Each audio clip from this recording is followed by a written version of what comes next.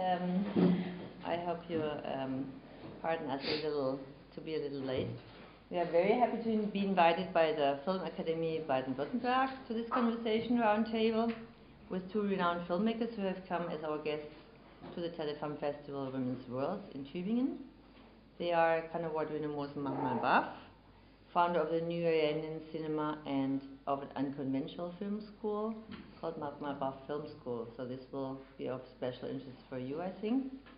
Unfortunately, his wife, Marci Mishkini, who directed the film The Day I Became a Woman, which we saw yesterday in Tübingen, could not come to Tübingen due to visa problems. And on my left, Jasmila Zbanic from Bosnia, winner of the Berlinale Golden Bear 2006 for Grubavica, Esmas Geheimnis in Germany. I hope I really have learned to pronounce it. Who presents her current film Naputo at our film festival. And together with them we want to speak about human rights, especially those of women, in the mirror of film. And we hope to facilitate important insights and motivation for the treatment of human rights issues, and also for your present and future film works. Because you are very important to us and for our work as a human rights organization for women, because you are making the films, or you will be making the films, which in the best of the cases can enlarge the sensitivity of an audience and for these urgent issues, and also motivate the spectators for active solidarity. And thus you may become part of an utopia that with film we can change reality for the better. I think always we have an utopia, and that would be an important one for us. But for that it is very important to see how a film is made, and for this question Mohsen and Jasmila have many insights to offer. To begin, we have prepared a filmic introduction with extracts from the film The Day I Became a Woman, for which Mohsen wrote the script together with Marci, and she directed it, a trailer of his own film Kandahar, and film extracts from Grubavica and a trailer from Naputo, as well as some extracts from conversations with Mohsen and Marci in 2005 and the workshop with Samira Makhmalbaf in 2008 at our film festival. The Film Fest book, I have to show it, so you can recognize it when you see it in your videotape. I don't know if anybody has seen this. This is in your videotape, apparently. It should be. This book, we wrote it in 2006 after a visit of Mohsen, Marci and other guests, and there are many of those conversations we had, also the ones about the film school. And also you have in your videothek a DVD edition, The Mirror of Samira Makhmalbaf, or the magic of capturing and transforming life through film, that has been distributed to film schools around the world, and it should be in your videothek. I think there are 2 copies even. So for the moment I would invite you to get into the beautiful images that we may see from both filmmakers, and afterwards we could have this conversation where I have some questions for them, but then I'm very happy if also you participate actively with questions or also comments and or your ideas. So I don't know, perhaps we move from here. Yeah.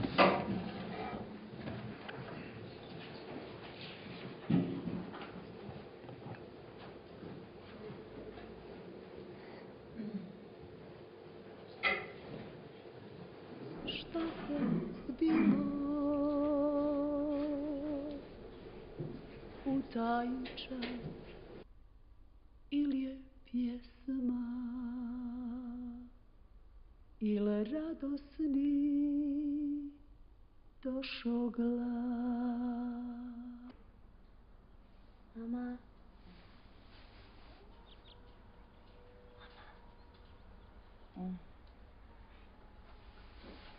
Mama. Mama.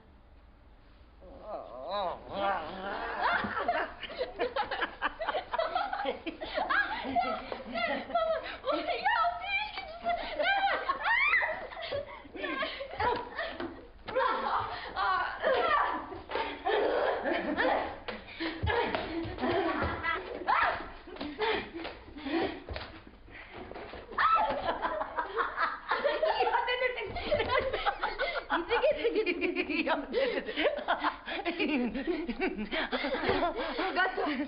Prestani. Pobjeda. Saro. Prestani. Prestani. Čuješ? Prestani.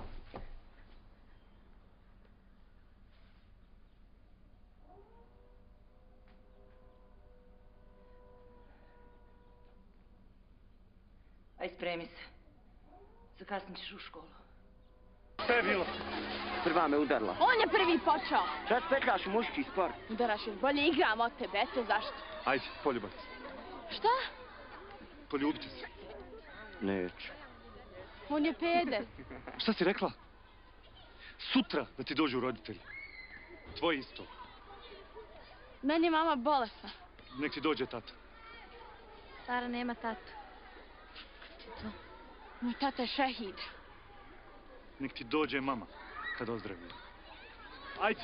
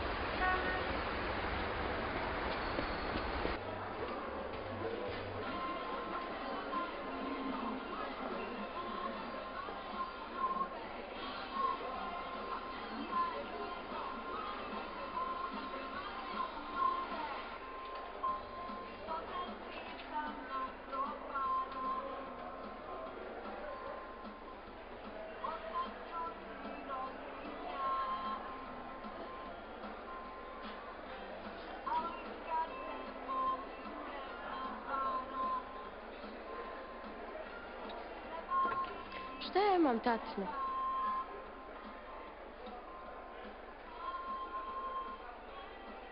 Kako misliš?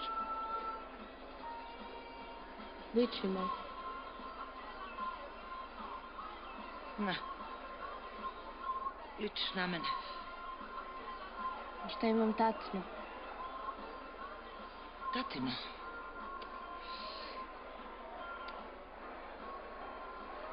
Kosu. Stvarno? Ista boja.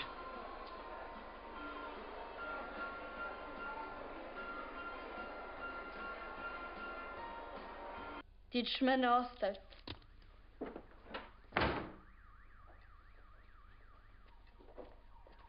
Dolazi vam. Dolazi vam. Ja tebe nikad, nikad, nikad, nikad, nikad neću ostaviti. Razumiješ?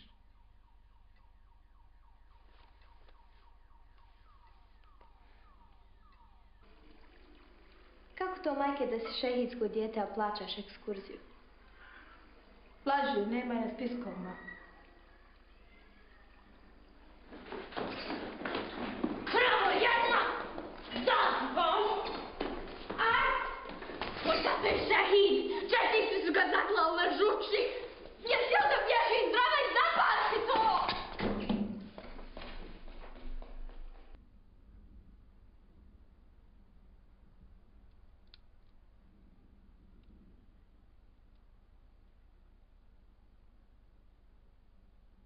Gdje je poginuo? Saro, daj mi taj pištolj. Gdje je poginuo?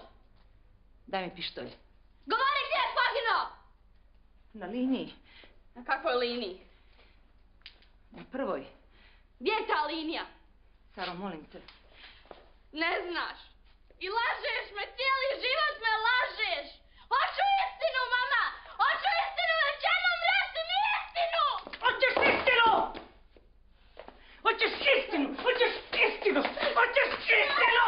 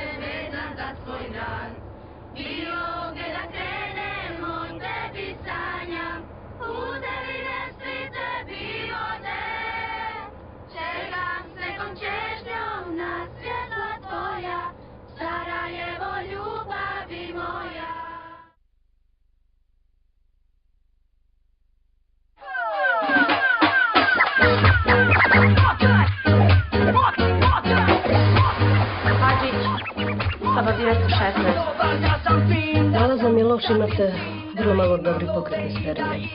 Vodite računa o sebi, bez konzumiranja alkohola i cigareta. Evo na pić.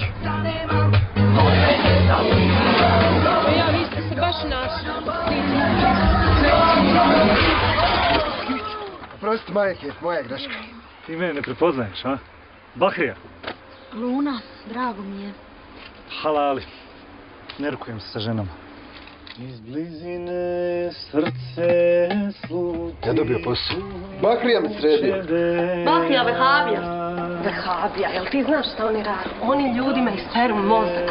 Cvijeće džemre čim zemi pa... Ozbiljno, ima neka čistoća ovdje među braćom. Braćo. Kiše će umiti... Zapad hoće da ubije sve ženstveno žene. Ja samo hoću da budem boljučan. I cvjeta će... Da mogu večeras su. Šta kažeš, ništa prije braka? Ja tu sad trebam opet biti djevica, ja? Mislimo da smo muslimani zaboravili sve običaje naše prave vjere. Ne seri. Kad si odjednom postao ekspert za pitanja vjere? Do jučer si ne bi pijan pokući povraćao. Ti nisi naš prič. Muzika je grijeh, alkohol je grijeh, ženski glas je grijeh, gasno pitanje je isto grijeh, jel da?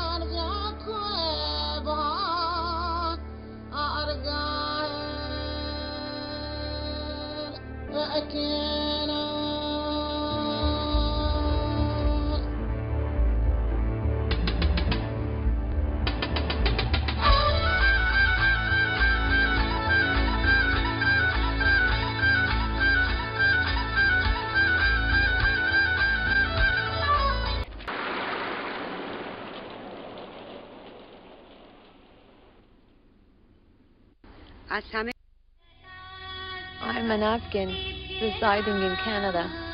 I'm going to Kandahar to save my sister. She wants to commit suicide at the eclipse.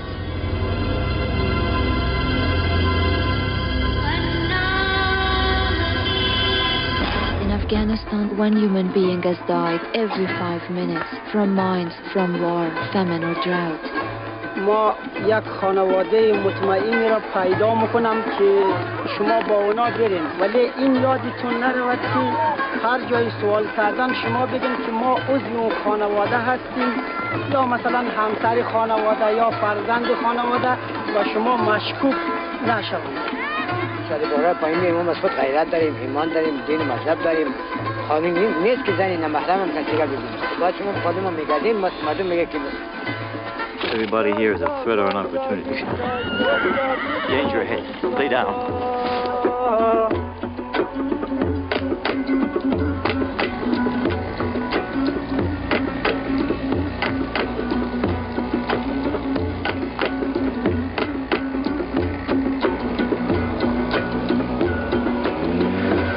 فیلمسازی هم برای من یک اکت اجتماعی بوده در واقع. اگر آدم فیلمی بسازه که قرار باشه این فیلم هیچی رو در جهان عوض نکنه، اصلا عمل بیهوده‌ای بالاخره آدم هر شود که از طریق ساختن قندهار من میخواستم که دنیا رو مطلع کنم که وضع جامعه افغانستان اسفناکه. میدونی چیه؟ فیلمساز کسی است که اعتماد به نفس داره، نه کسی که سینما رو بلده. حرفی که دوست دارم بزنم و بتونم بزنم دارم و بعد در واقع شاید دارم درد زنهای دیگر دارم. یاد گرفتیم که در واقع شاید من خودم میگم یاد گرفتم که میشه با نگاه خوب نگاه کردن، خوب دیدن. فکر میکنم که در واقع با نشون دادن مسائل تنها کوچکترین کاری که میتونیم بکنیم که به خود زنها بفهمیم و برنامه‌شون چیه.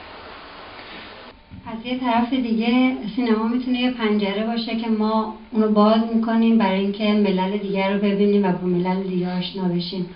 در واقع این یه راهی بود برای اینکه یه چهره از افغانستان دیده بشه.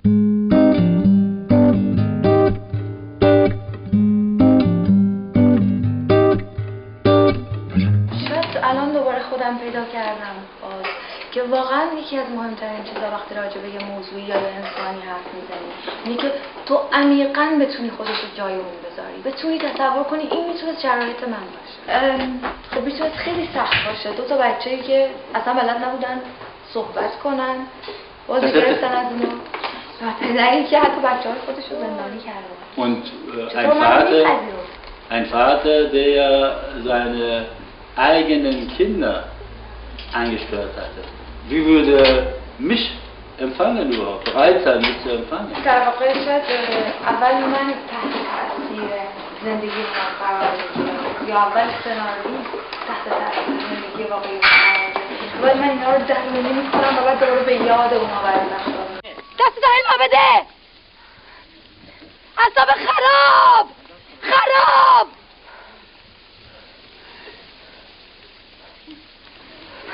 مرا سعی کن.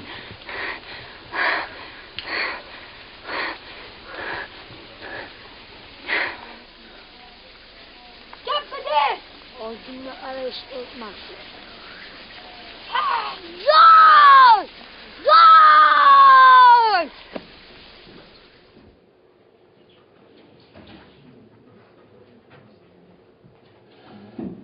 Ja, ein kleiner Einblick.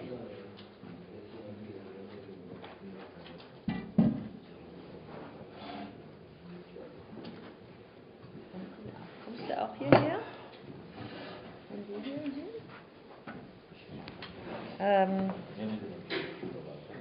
We talk in English, but when there's any problem between Persian and English or German, he will help us, Mr. Koshravi.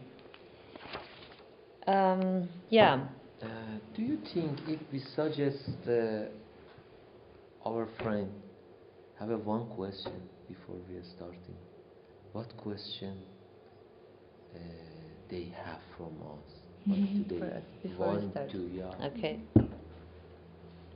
If there is a question for them, can help us to concentrate. That they say what question they have for you. Yeah.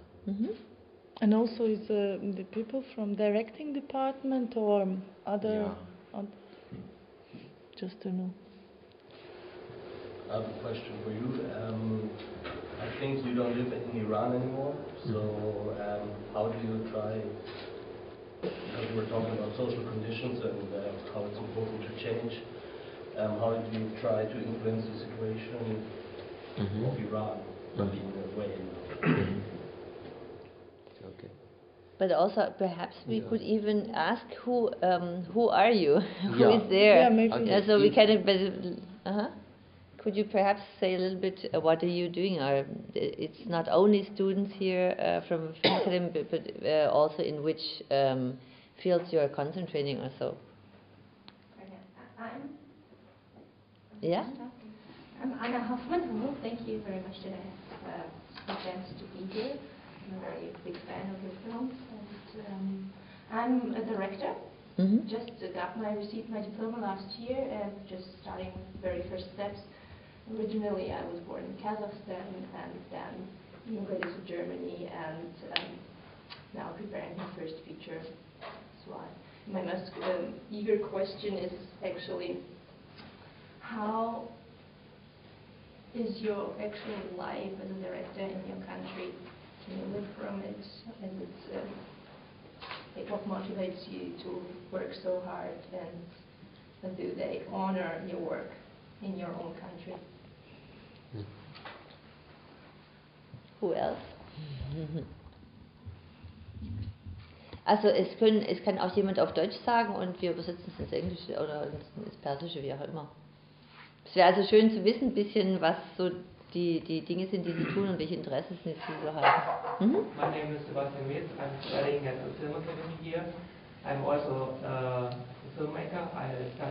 I'm specialized on documentary filmmaking, and now it's my last year here, my graduate year.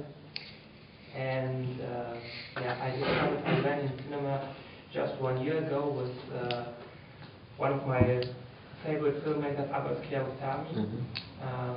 So I'm very excited today to hear something new and to talk with you. Who else? I just started documentary filmmaking here this year, and yeah, I'm just very thankful to be here today to listen to the dialogue. Who else? Shall I Yes, introduce yes. My name is TERRE. I'm a student here. I am a production student. I studied directing before in Britain, and just curious about the two breakdowns. So, bye.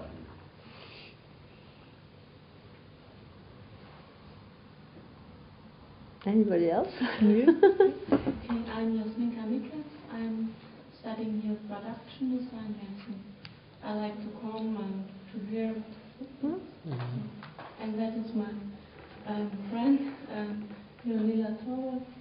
We also are from Croatia and Bosnia, and it's really interesting for us to see Jasmila Zbanic.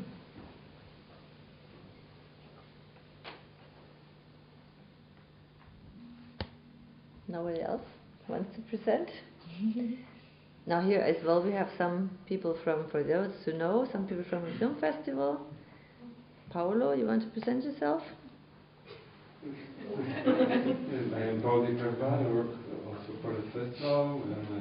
I'm a producer and make some co-producers in Latin America.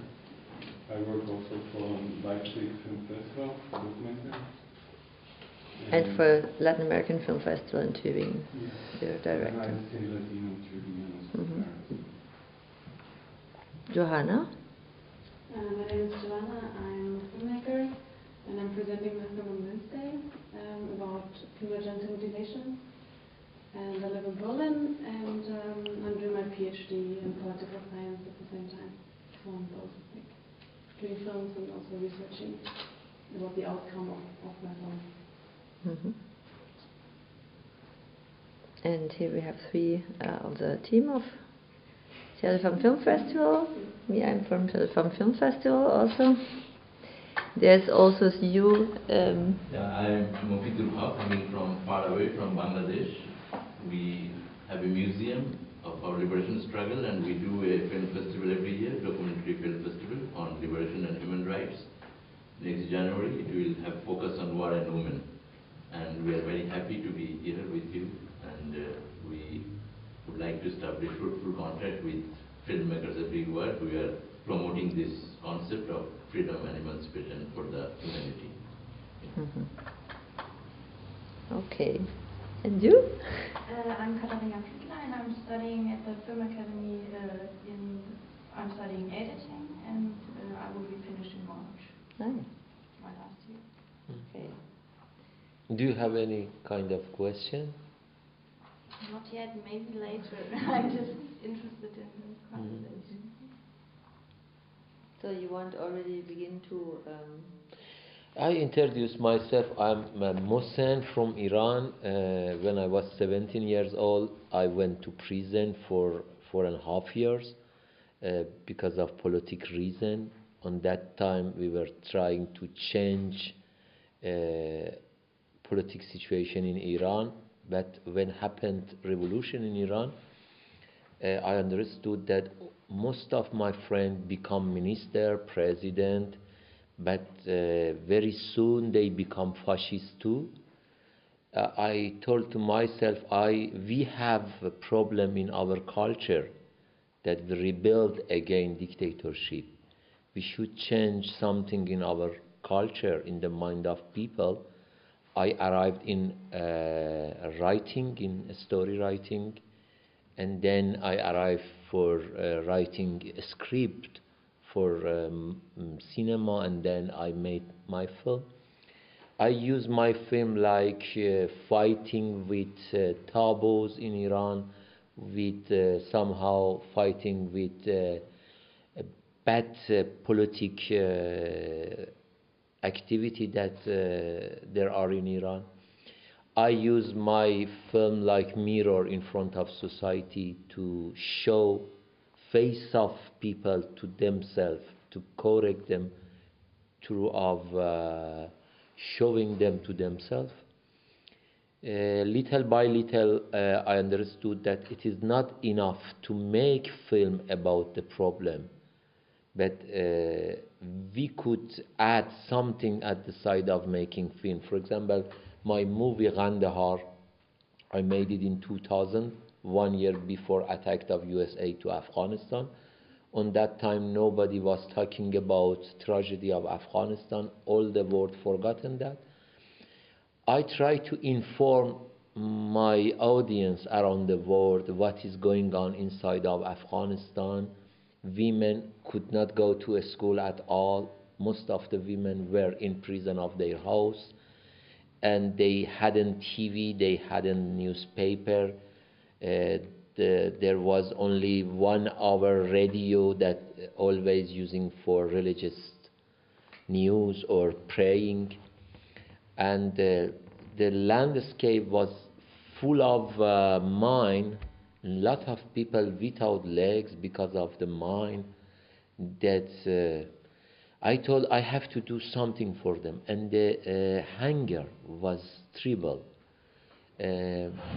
UN announced on that time 3 million people are near dying because of hunger, and nobody knows that.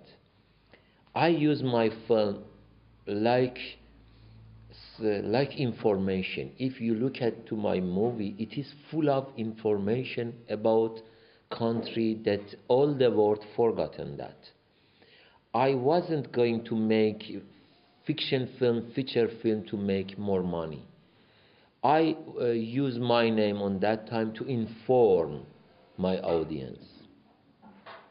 Actually, we have to use something to make film more attractive. But my goal was inform people.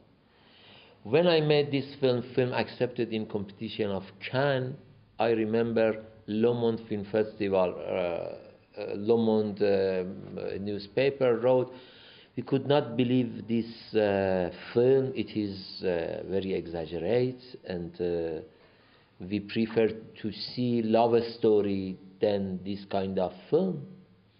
But 3 months later, when happened September 11th, suddenly film become famous, and everywhere use this film to know what is going on in Afghanistan.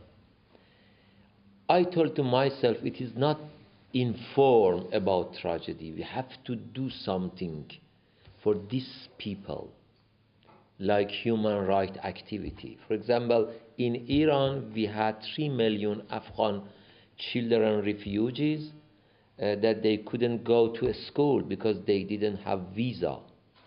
I made another film called Afghan Alphabet in 1 week with 1 handycam camera. And the UNICEF asked me to do something for these children. And there was no money. Signature agreement, symbolic $1.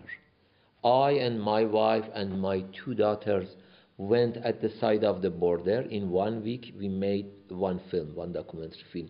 And in 1 week, we finished the film. But my goal was changing mind of Iranian government.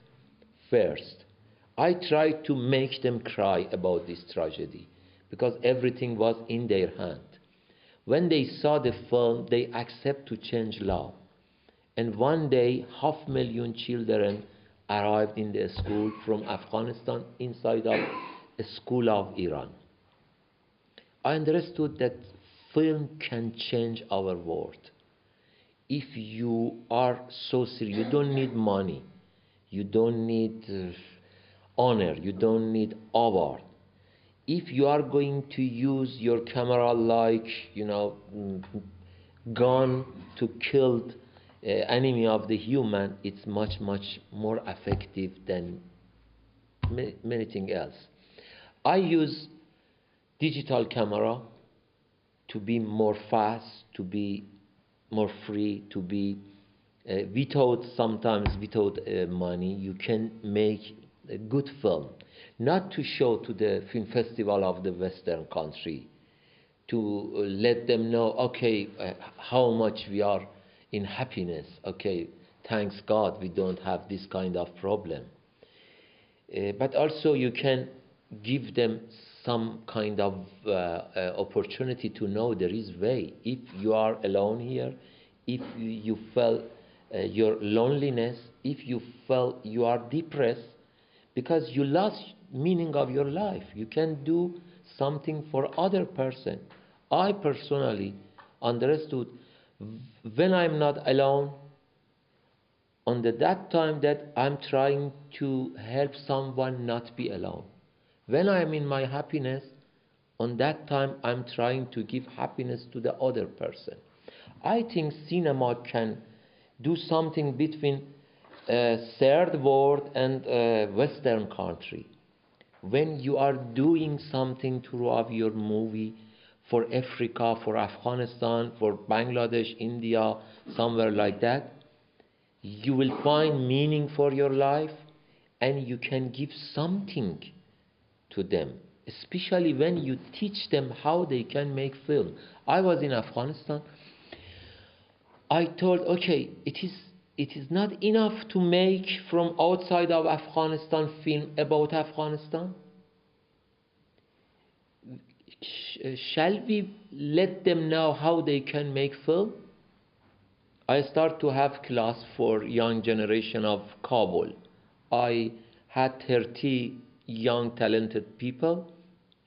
During 2 months, I teach them how they can use camera, how they can edit, how they can find image, how they can say their story, and how they can find even a little money from NGOs or somewhere else. And we gave them a camera and they start to make film.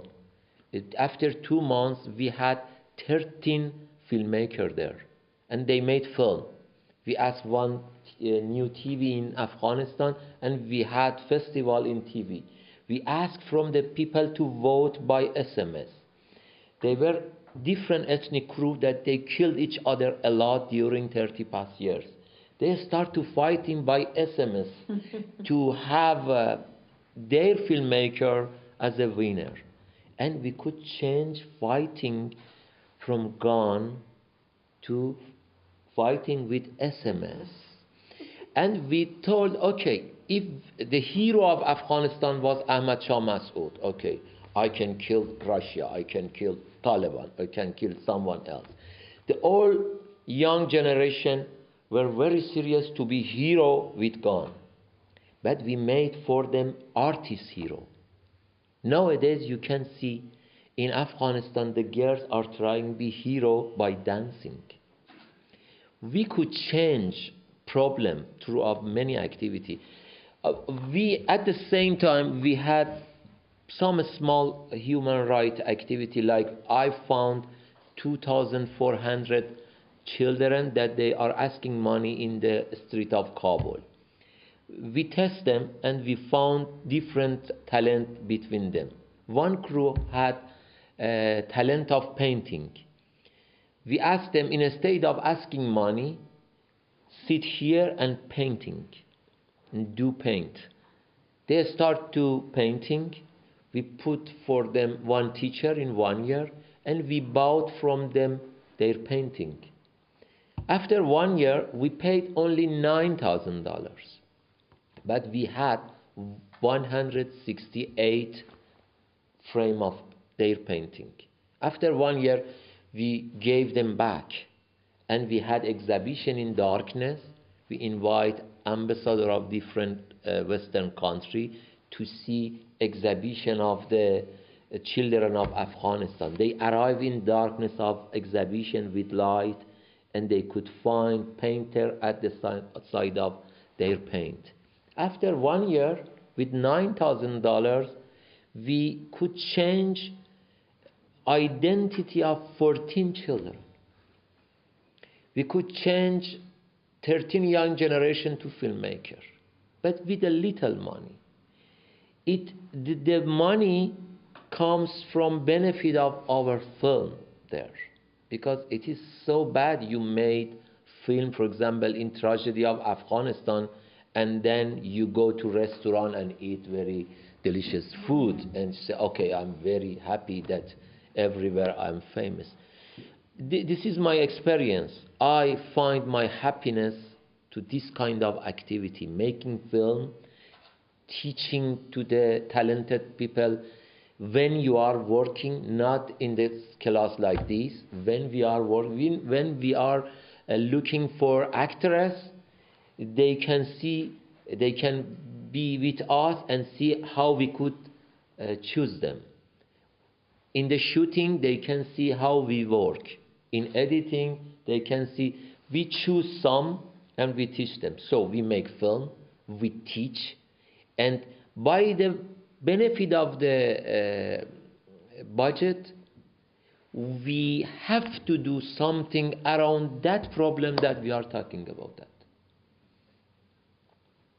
Yeah, today I met one girl from Germany that I find her exactly in this way, and I'm so happy.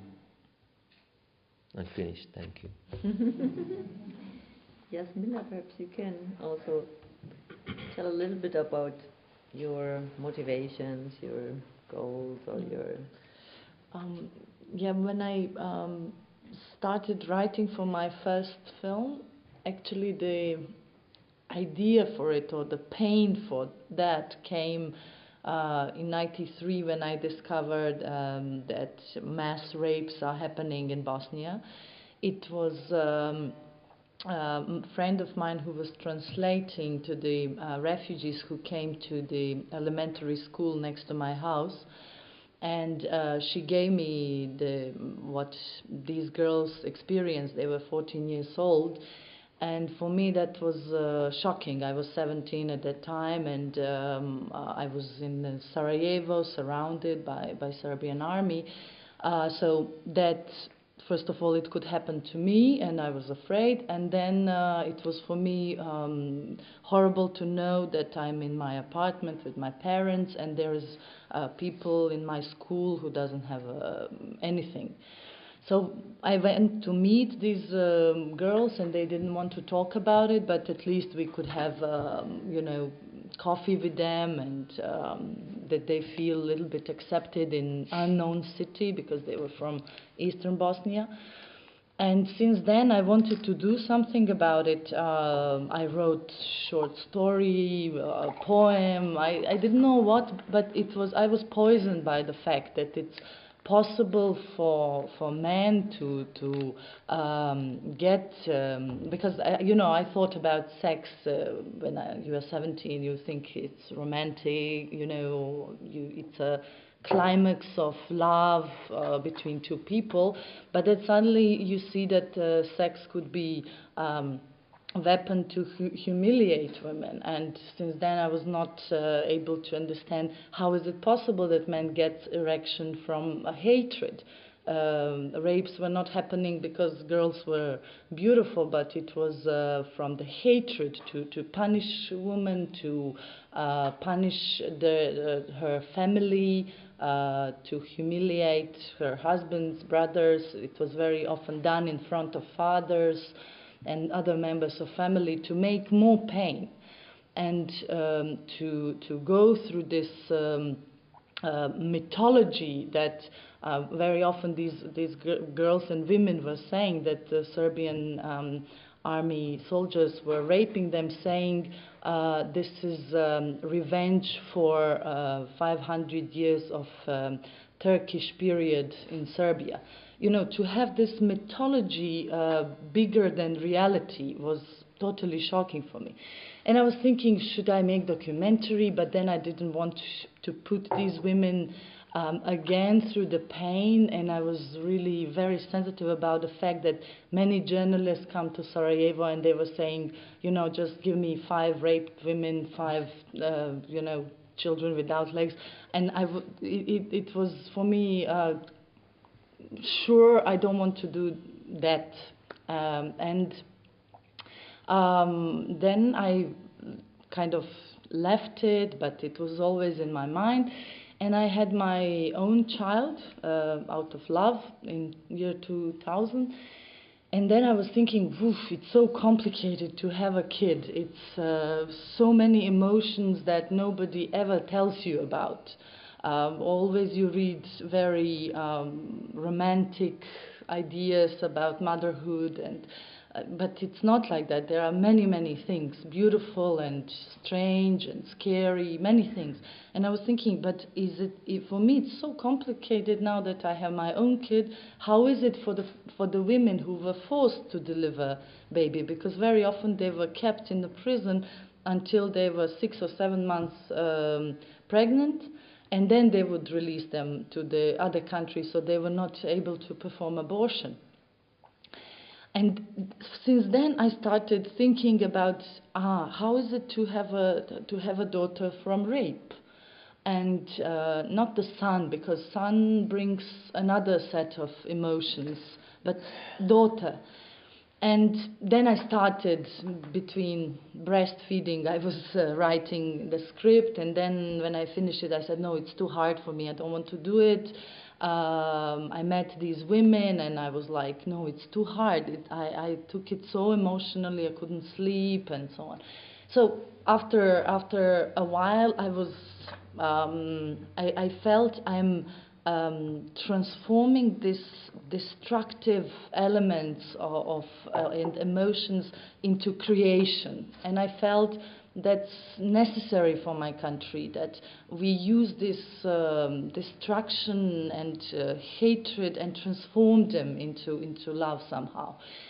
So that was my main force, my main fuel to make this film. And it took a long time to find money, to find all this technical equipment, because Bosnia was left with no camera, no laboratory, so we have to import everything.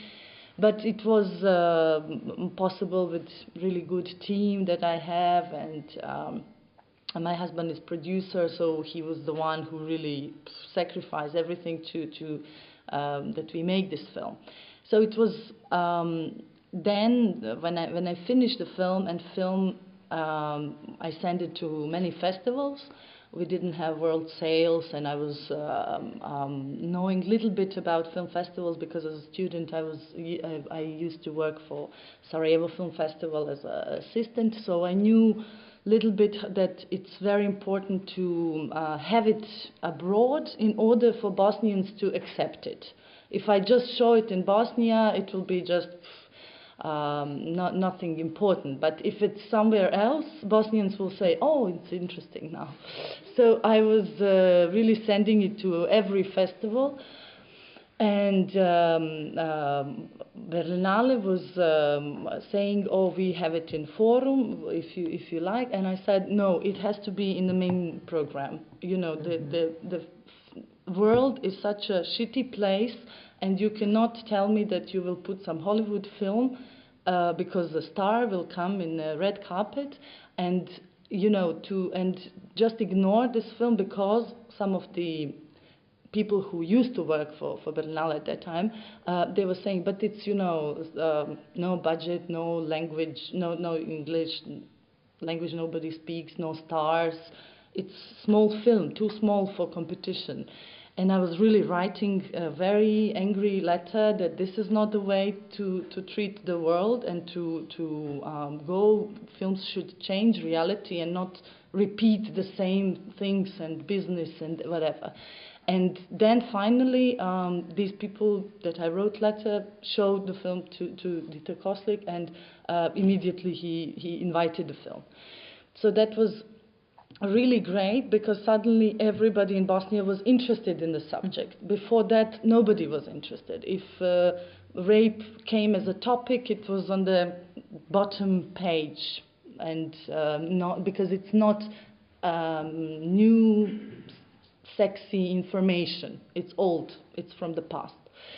And I realized, okay, now I have all media interested in me, and I don't need it for myself. I am thinking how I could use media for these women, because at that time they still didn't have any status in Bosnia. They were trying for 10 years to go to parliament, and they were begging that they get status as a civil war victims, and they didn't have. So all members of other society, like family of killed soldier, wounded people, ex-soldiers, they had money, health care, social care, something, because they were registered, they had status.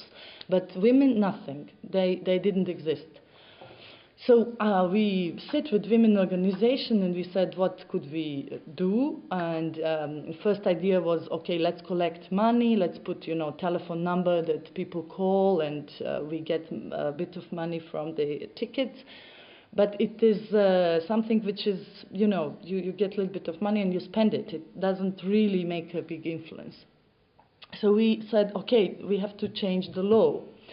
And we made a huge premiere of the film, 5,000 people, and we took that money to make a campaign, to collect signatures in every cinema, and to go to parliament to talk to people. And it was within 3 months that they changed the law, after all these 10 years. But it was, it was just this media attention who suddenly thought, okay, this is cool.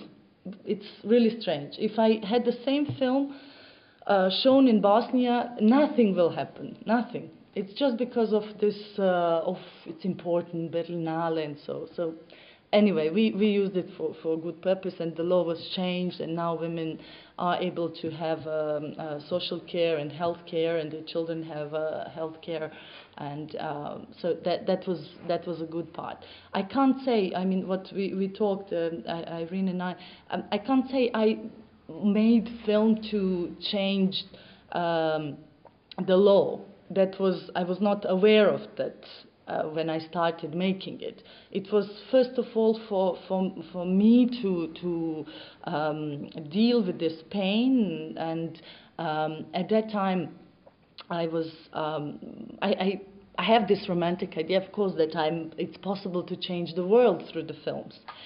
And for me, it's such an honor to sit with Mohsen Makhmalbaf, because in one of his films there is a character who says that he makes film to change the world, to make world better place, if I'm correctly saying the sentence. And that was, for me, first lines in my expose that I sent to the producers. So for me it was really great to meet him. And I really believe, but in a way, for me it works that first I'm changing myself, hoping that this has a meaning for other people. I feel very responsible, because to make film in Bosnia, you have to import camera, you have to have international crew, because we are missing many professions. So film is very expensive. In a poor country like Bosnia, it's a very, very expensive thing. And I'm very responsible to say, okay, I'm going to spend €1 million, which is the minimum cost of these films, because they have to be developed in Germany, sound done in Austria because of this co-production, otherwise it's not possible to make it. So I have to know, I have to feel,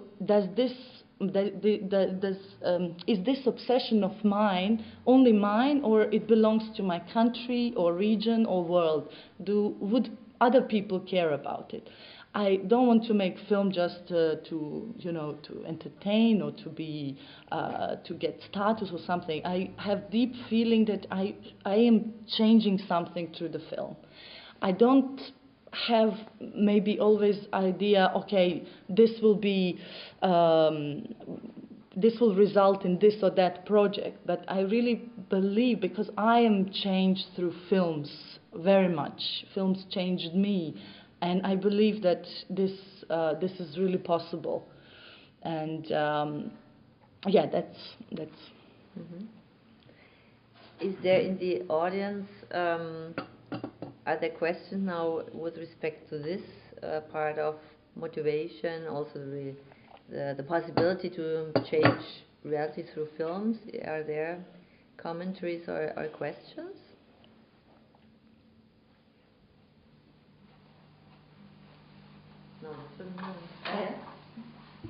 Jackie Bradfield from South Africa. I'd just like to make a comment.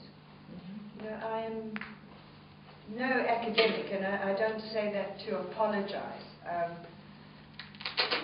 And I just have a comment for both the filmmakers that have spoken. And I'm absolutely amazed at your passion for your subject. Kim Loginotto is also a filmmaker like you, and I really, this actual conference, sitting listening to the questions from the students, you know, it makes me realize that, you know, there are guys with passion, you know, not just you two. And the fact that this is being held to instill that passion in here, because I come from the other side of the fence. I was the one being filmed, and it's a very creepy feeling, you know, and you forget the camera is there. So a lot comes out that shouldn't come out. And when you're with filmmakers like yourself, and particularly Kim Loginotto, it's too late. You know, if something comes out of your mouth that shouldn't come out, it's going to be in the film as such. And I think what I loved about the little bit I saw in your film was there was the sensationalism wasn't there, but that feeling and the gut was there. And it takes somebody like me, who was filmed, who works on the ground every day with that horror, to recognize the greatness within you. Because after Kim filmed us, as I say, we forgot she was there half the time. A couple of filmmakers, we all of a sudden became very famous, and a couple of filmmakers came in, and it was absolutely disgusting. And I hope there's not one filmmaker like that in the room. You know, they would come in and they would say, "Oh, that little 4-year-old's just told you about the rape. I didn't get the sound on it. Could you get her to do it again?" Well, with women, rough aunties like this, they went straight down the stairs, out. So nobody is allowed to film us, only people like yourself. And I'm just so thrilled to have sat in the same room with you guys, really. What an incredible film festival. Thank you. Perhaps to explain, Jackie Bradfield is here at the festival accompanying a film. It's by the documentary filmmaker Kim Loginotto, who has made many films about the central issues of TERRE, which are like honor crimes and genital mutilation and others. And she filmed in Iran and filmed in Africa. So now the present film is Rough Aunties, about an organization which is fighting against child abuse, and Jackie is the founder of that organization, so she accompanies the film, and therefore she also has to tell this story of the other side of the fence, that she was filmed by Kim. And that's also one of my questions often. As a filmmaker, you have a large responsibility. You intervene also into lives of people. Sometimes you take the real stories of people. Sometimes even you film with them. You film them. In The Apple of Samira, this was a real story about these two girls who were imprisoned in their homes. Let me I say something about Apple. My daughter Samira was very angry about system of education in Iran, that it is very ideological education. She started to commit suicide. She told me, "I don't want to be alive in this kind of world," a lot of times. And I tried to survive her by advising something good, but suddenly she made decision to be in film. I start to teach her and my family cinema, to give them some hope somehow. One day, Samira informed that TV program informed that one father put his girl in prison of his house for 11 years. The girls now are 13 years old on that time. but they were 11 years in prison. So I was preparing one film in Tajikistan. After a lot of censorship, I could have camera and negative to go to make film. Samira told me, you should give your camera to me and your negative. I'm going to make film about this subject. On that time, Samira doesn't know many things about cinema except a few classes that she has with me. But she started to make film only with hope and serious decision. In 11 days, she made one feature film with real people, with two girls that they were in prison of fathers, and with the real father. Not to blame father, to understand father. Film accepted by official section of Cannes. Jean-Luc Godard loved this film always. He's talking about this film, and he told several times if we could have one or two films like this each year, cinema is alive. Film is very simple. The budget was very cheap, something like nothing. On that time, with $70,000 US, we could make a film, feature film with negative. You know, it is not. But this film could show what is mentality of the Iranian people when they are very religious, when they follow the old book. They can be aggressive with their family. Father was trying to save their girls for this world and other world after this, and he become prisoner of his daughters. In the film, you could not judge. There is no any judge in this film. If I made this film, I judge father. Samira didn't only try to understand. Film become very famous everywhere, but could change situation of two girls. You will see during 11 days that two girls participate in the film. They are changing. They could understand many things around themselves. And then, by the benefit of the film, because we sold this film to MK2 very cheap too, $150,000, 2 times more than that. But a part went for the man who was between.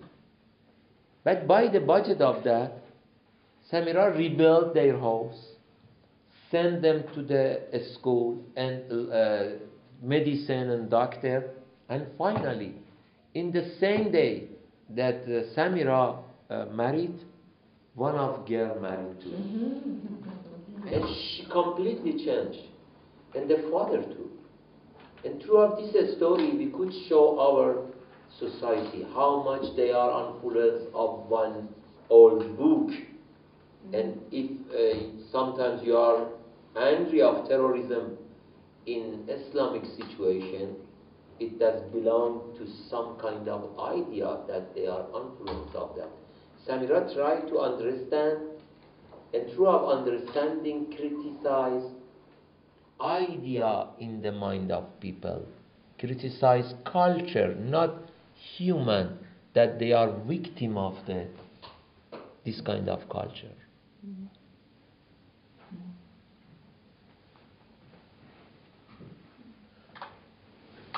I'm quite interested in the relation between fiction and reality.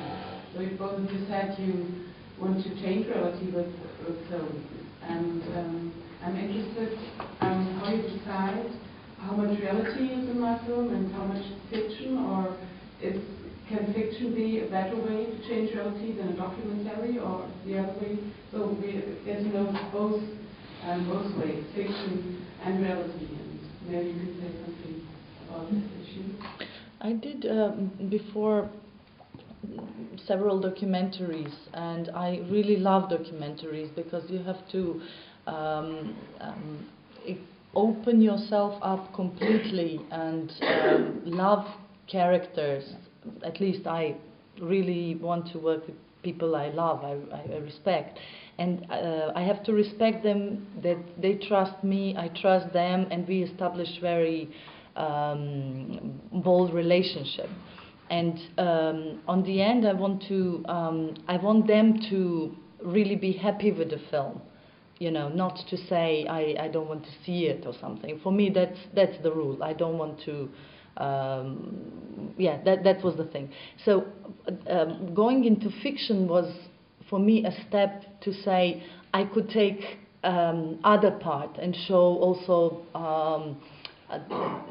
things that I wouldn't maybe like to expose to real people, because they would have certain consequences from exposure. Like what I mentioned with raped women. I didn't want to expose them again to people. They just find peace, and I didn't want to break that peace again, asking them to live through these moments. So fiction for me was based on research, long and research based on books about what happened, about psychology, other wars, but the best thing was talking to these women and being with them. I met a woman who had a child from the rape, and she didn't tell to the child that she is from the rape. And I asked her, I told her which kind of film I want to make, but she said, I don't want to talk about it. And I said, but do you agree that I come to have coffee with you in your house from time to time? And I will take you as my advisor, so production could pay you money because she's totally poor. And advice was just being there. And we would sit and have coffee in her house and talk about TV series and, you know, wardrobe and actresses, and nothing about past, nothing about future, nothing about kids, just, and slowly she opened and talked about her problems, and that was for me body experience of how is it to live with a child who asks the question, what do I have from my father? Because her child believed her father died as a hero. So that was, this body experience in reality helped me make a fiction. That's for the second film as well. I had to have my chemistry of the body change through meeting these people and trying to feel the truth of them, and then go into writing.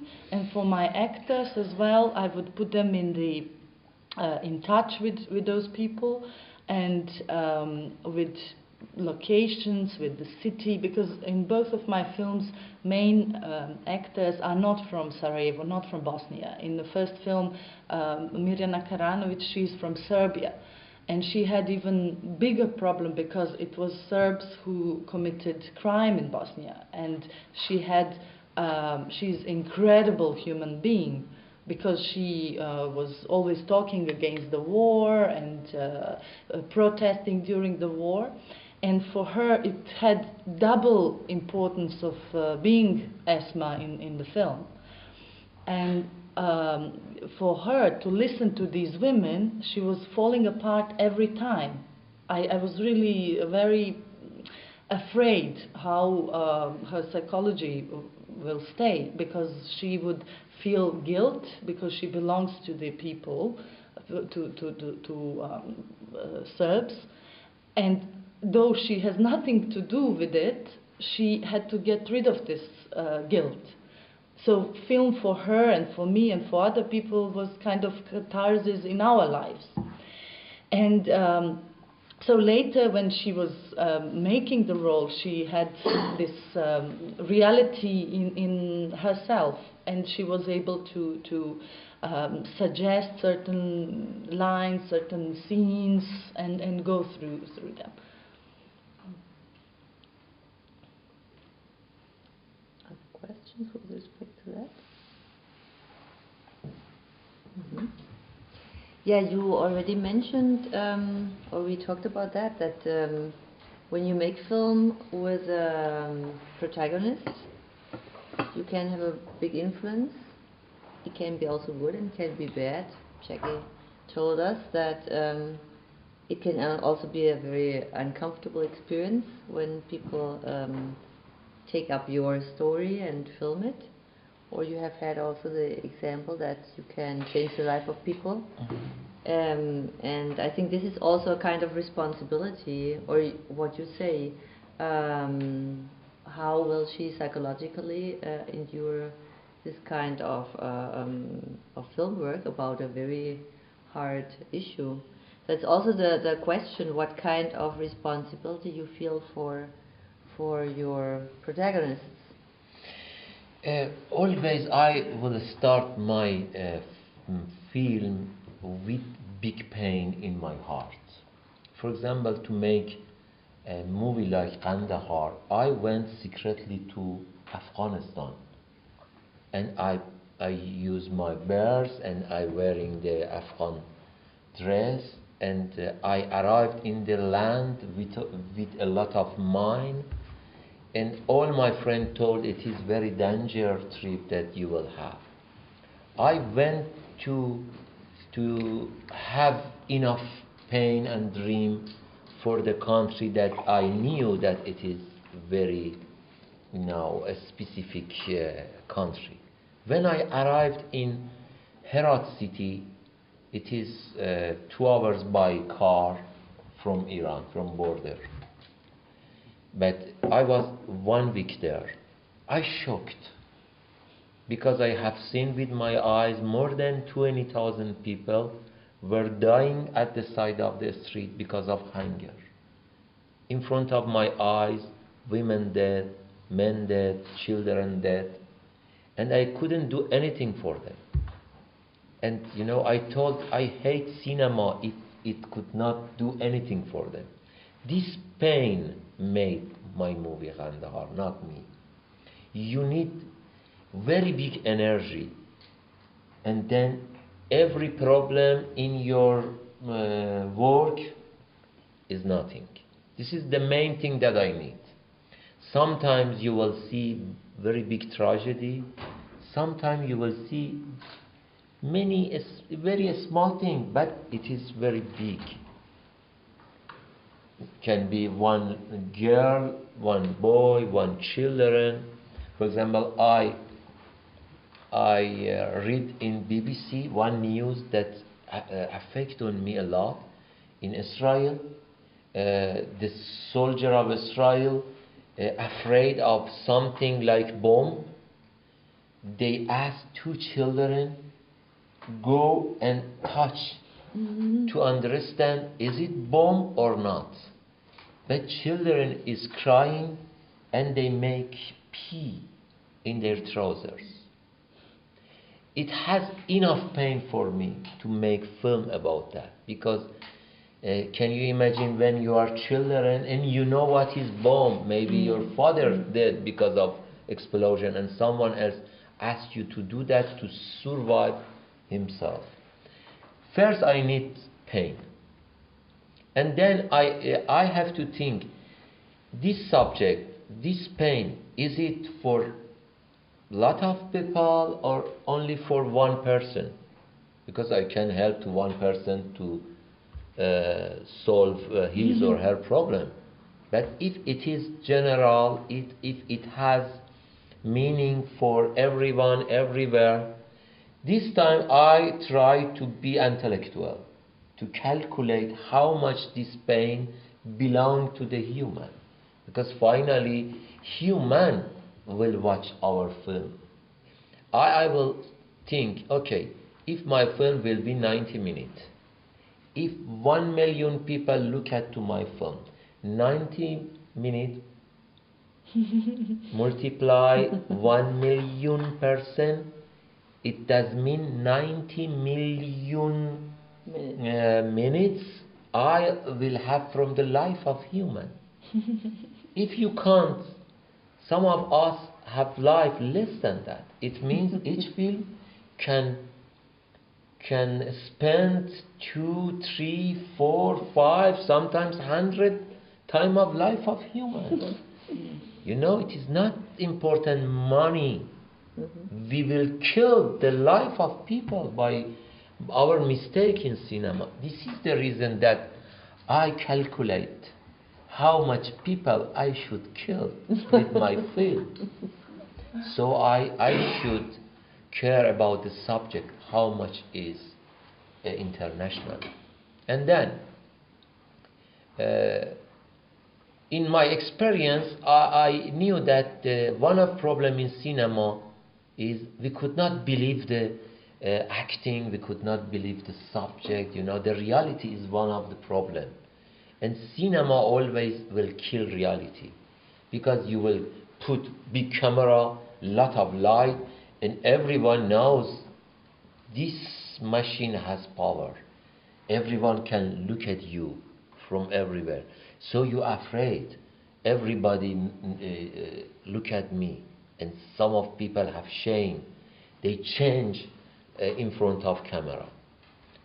One of challenge is killing camera.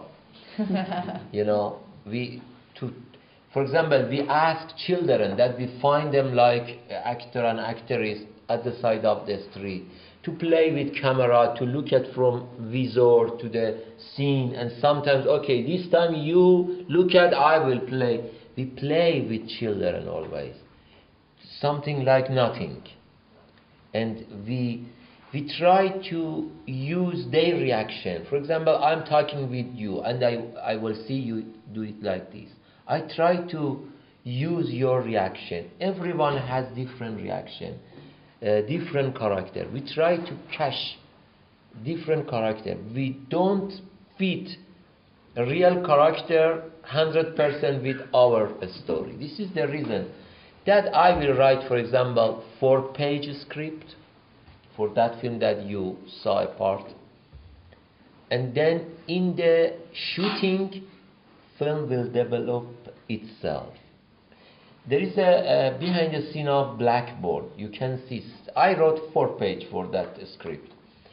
But my daughter was asking the real people in their ear. She gave them some advice and she was waiting for the result. The dialogue is not from Samira actually. It is something that she advised and something she could catch. And always mixing marriage of the reality and your storyline can be fresh and real, and at the same time you have line, because the audience needs one subject to concentrate on that. They are waiting for the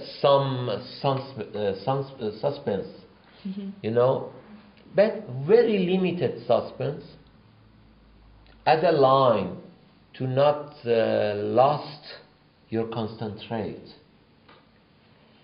We will find our actor and actress from real people in the real location. If I need one poor child, okay, I have to find one poor child. Why someone else have to act like poor child? Even we use most of the times their dress, between their dress, or we give them some dress that we like their color to use it 1 month, and then they used to similar to him, and then we shoot the film. The real location, real people, real dress, always real light also. We wait for the real light. Sometimes we wait to be light better for us. But light can kill, you know, and this kind of mixing between reality and our storyline become one style in cinema nowadays. And as you know, the Iranian cinema's style is mixing between reality and this kind of film started by a guy that he was living in Germany, Sohrab Shahid Saleh.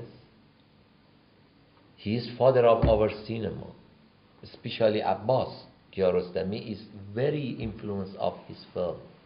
He got the Berlin's Award 40 years ago for two of great films that he made. You know, when Iranian cinema was very famous everywhere, he was sick here. Nobody helped him. Nobody mentioned that he is the father of our cinema. And finally he passed away in USA without any name.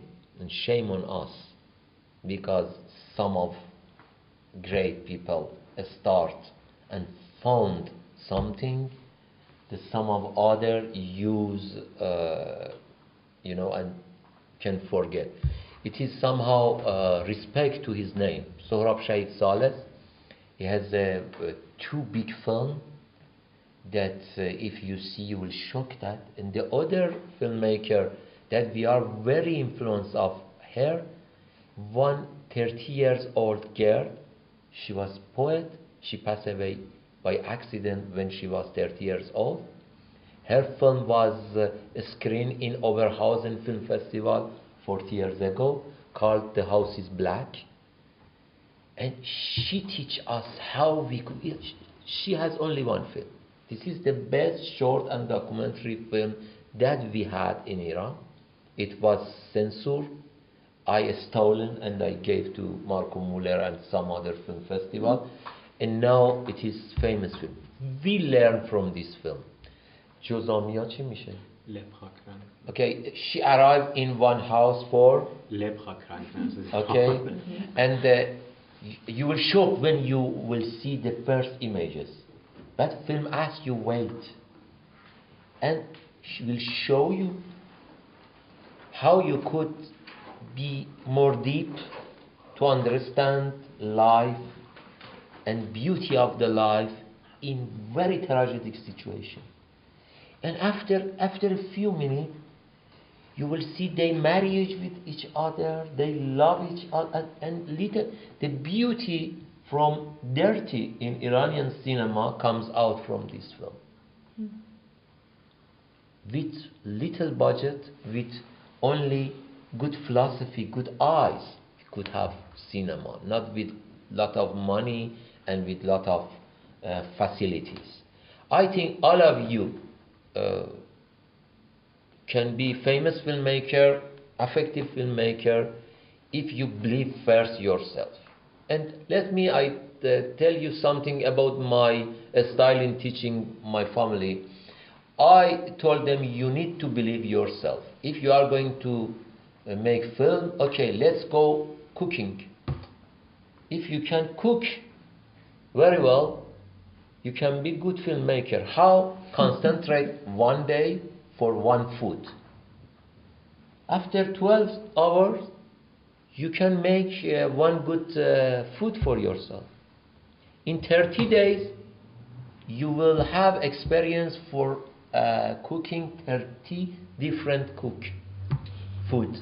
So you are cooker now. Next class will be riding bicycle. If you concentrate, after 2 weeks you can riding 50 kilometers. My wife, my children, all of them couldn't riding bicycle. After 2 weeks, all of them could riding 50 kilometers per day. How? I told them you should concentrate on one thing only. If you are going to learn how you can write a story, forget everything from morning when you wake up until you will sleep.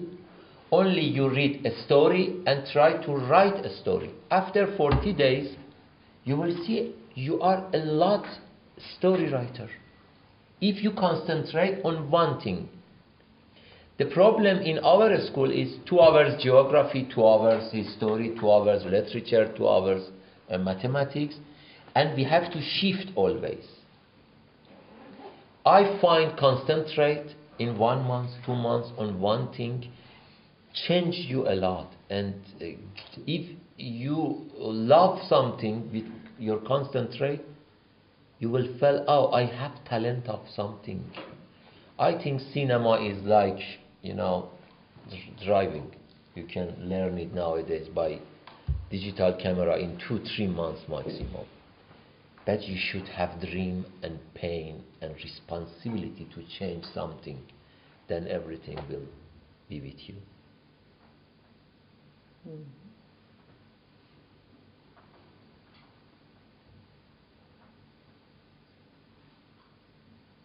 Gibt es hier noch Fragen? Sonst, we also had talked about that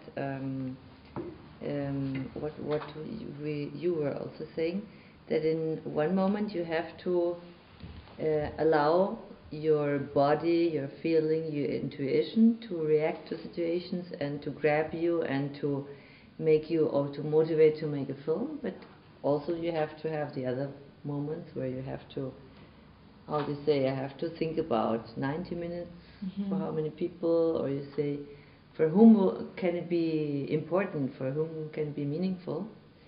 And on the other hand, you also, when you are making a script, you also are very responsible of investigating reality. Perhaps you can tell a little bit how you deal when you are starting to make film, like now La Naputu, when you go into a real situation, how you try to get all the, not only to know about something, but also to get the feeling about situation, and not only you, also all your team. You try that all your team also gets like engulfed into this reality. Yeah, I need research to go deeper into subject, and also to get rid of my prejudice, because when I started writing Naputu, it was a moment when I met, okay, just a little bit introduction. Bosnia is now after the war country, and it's secular country, but religion started to be very important, and for the first time it went into school system, even kindergartens, and it's now almost a shame to say that you are not religious. You know, you are like excluded from the mainstream.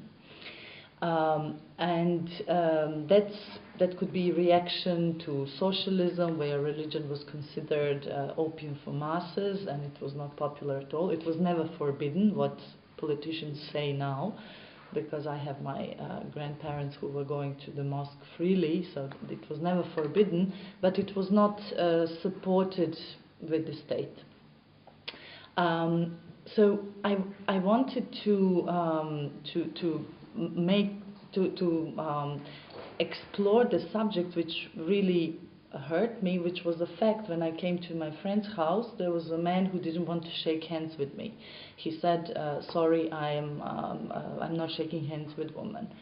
And I was in other countries. I was in Iran, where women do not shake hands with men, but it never happened to me in Bosnia. And as a woman, I was insulted, and I didn't know why I was insulted, because this man didn't say you are a horrible person or something, but I was really deeply insulted by the fact. And I realized there is a whole movement of Wahhabis that I know nothing about. They live in my city, they are walking every day, they are passing me. I read in the papers, they are always connected with terrorism, but I never took a closer look on them. And why I'm so angry, and why I'm afraid, and what is behind these human stories. Suddenly many questions opened for me. But for me, first thing was to get rid of prejudice, because as a feminist and atheist, I am so much against religion that I could become a militant, like you mentioned, which is dangerous. And that was first thing to say, no, I should not judge. I just need to open myself to human beings and understand why they are like that, even though rationally I cannot agree with anything they say. So I was working very much on myself because I'm very passionate and always say what I think, which for these people was a big wall. And luckily I met a man who wanted to talk to me. He was recommended from a friend of a friend and he was Wahhabi, and he wanted to talk to me. When I sit with him, I realized I know this. I know this face, but I couldn't remember, from where. And we slowly talked about life before the war, and he told me that he was dating my friend from the class. And I remembered him. He was the wildest, craziest, most on drugs than all of us. He was really pain in the ass in the clubs, always most violent, most, how should I say, crazy.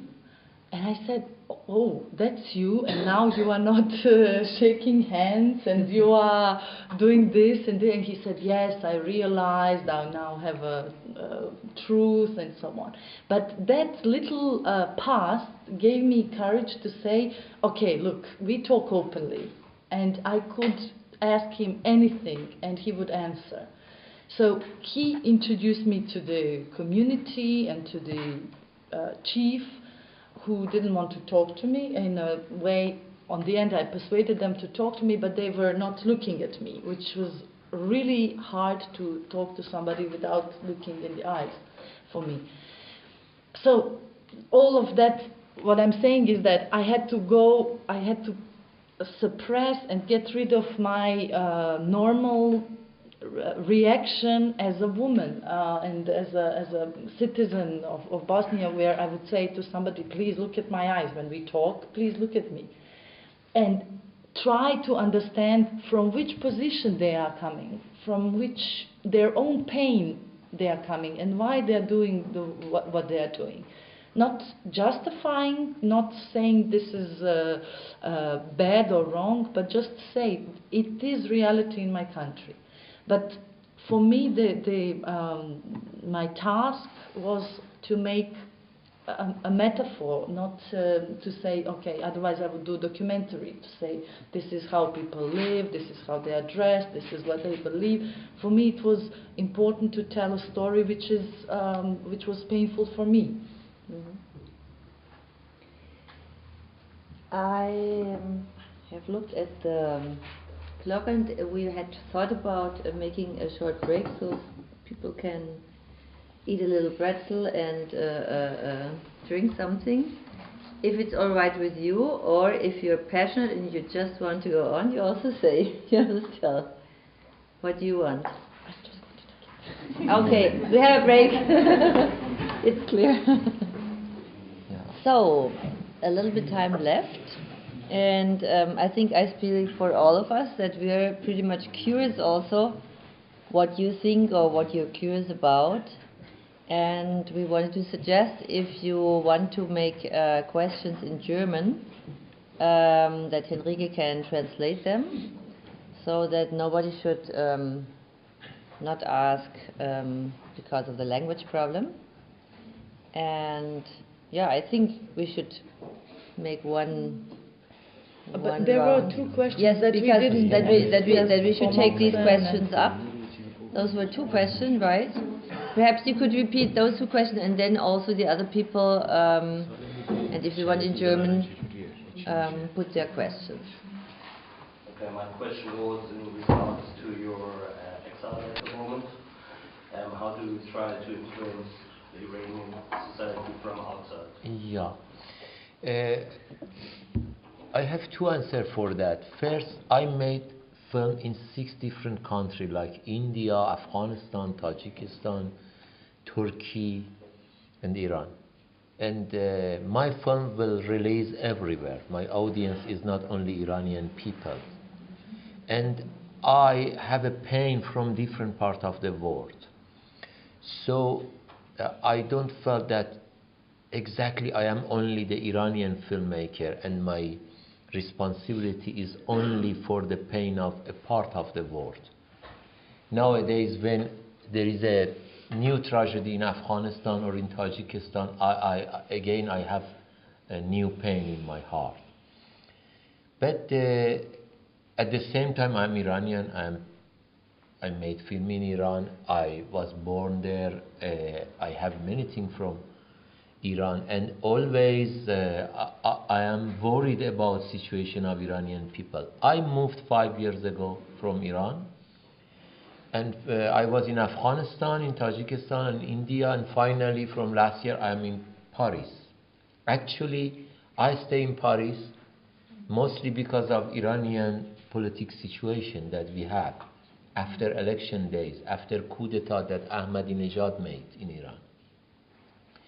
I had a lot of political activity. I had a lot of meeting with different government to describe situation of Iranian people for them, to try to correct something in their mind about Iranian people and the thing that they need.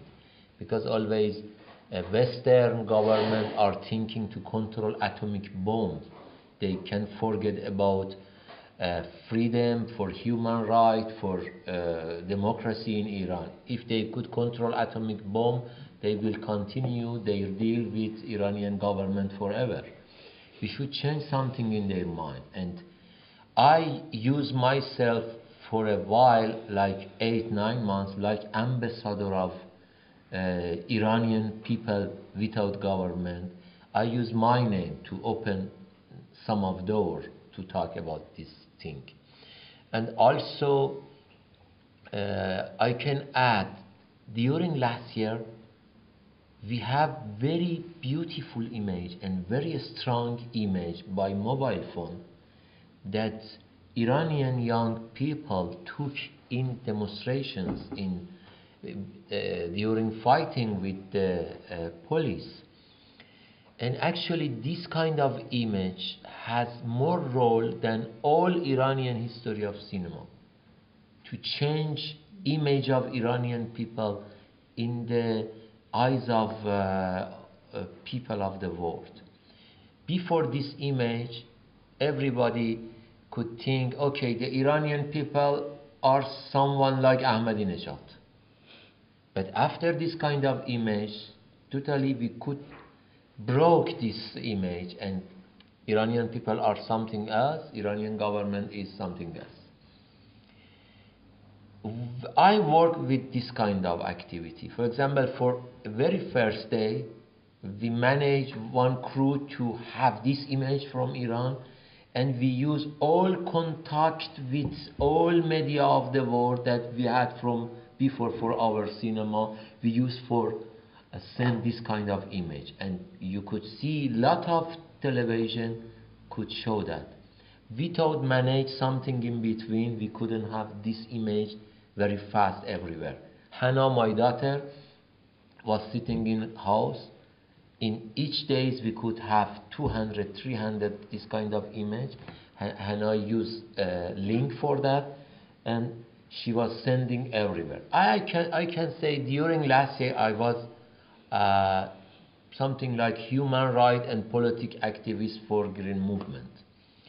But we can make film from outside, even for inside of Iran, because we can use some place like Iran and make film about that subject.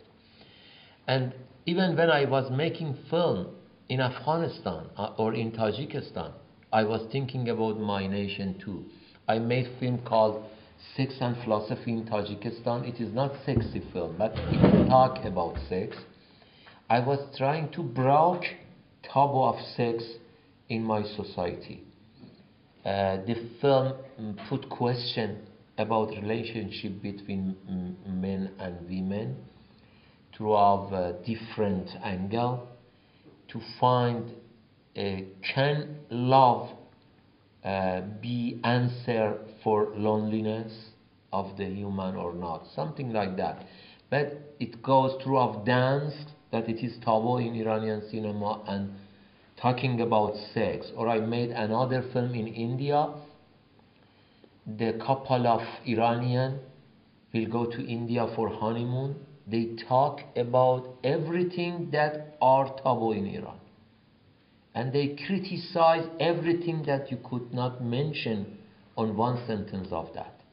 To broke many things, but two couple are in India. We could do something, but the better thing is mention new technology of internet. The Iranian people are educated people. Most of them have access to internet. They can go through of even non-political section of internet. They can find many information for their life. I think time change. Tomorrow, for example, I have a meeting with some of high people of Google. I'm going to suggest them maybe one film festival in Google. You know, can you imagine the young generation of the world can participate in one important film festival in Google, for example, each year one time, but for different countries. And then who made this the best film of Kazakhstan, for example, and then another competition. Competition make something more attractive to have attention for that. Yeah. Which was the yes. You were talking a lot about the political level in Iran, but I'm quite curious. What I sense in Iran often is that people have to understand on a further level what the basis of democracy is. For example, I feel very often that they mistake capitalism or consumerism with democracy. I mean, it's a bit the nature maybe of Iranian people, but it's not. There's no clear understanding. That's what I feel in different levels of society there. You know, the democracy is named for many things everywhere. It doesn't mean everywhere one thing. Iranian people are under pressure of the ideological regime. They need freedom to talk. They describe themselves freely. The young generation need job. They need relationship with other, for example, girl with boy, boy with girls. Even it is more important than democracy for them, because they are under pressure of sex, but they could not do anything. Iran have lot of prostitutes at the side of the street, not because they are going to be prostitute. There is no way except that. Can you imagine Iran called itself ideological regime, but under the name of God, in politic prison they rape prisoners, and we have thousand, maybe 100,000 prostitutes inside of the street. But suddenly one person took by government and they are going to kill her by a stone. You don't know what a crazy situation that we have. The Iranian people need to be more free. If we are going to reach to 100% of the dream of the human, okay, we become depressed. But if we think we can change our situation 1% better in each step, we are not going to become depressed again by another revolution as we did before. We are thinking how we could reach to 1% better situation. And I think they are in the way. Even when they arrive in the street and shout, or they were silenced, and you could not see even in USA, if 3 million people come to the street of Paris, you will see lot of violence. 3 million Iranian people arrive in the street, even one glass not broke. Then government after few days attack them. Iranian people nowadays are educated, I think. They are intellectual people. They are ready for democracy because they had enough experience under the pressure of ideological regime, and it is the best thing to have knowledge for the thing that you want. What is different nowadays compared by 30 years ago that we had revolution? On that time, we knew that we don't want Shah, but we didn't know exactly what do we want. Nowadays, the young generation know better than before. What do they want? They need love, they need job, they need freedom, they need to vote. This is not important what is the result of the vote. Actually, they are going to real vote, even they mistake. They want to mistake, but they are going to do that. Not I vote for someone, government announce someone else. Let me, I mistake myself. This is the in the process of reaching to democracy. But what democracy? Is it German democratic?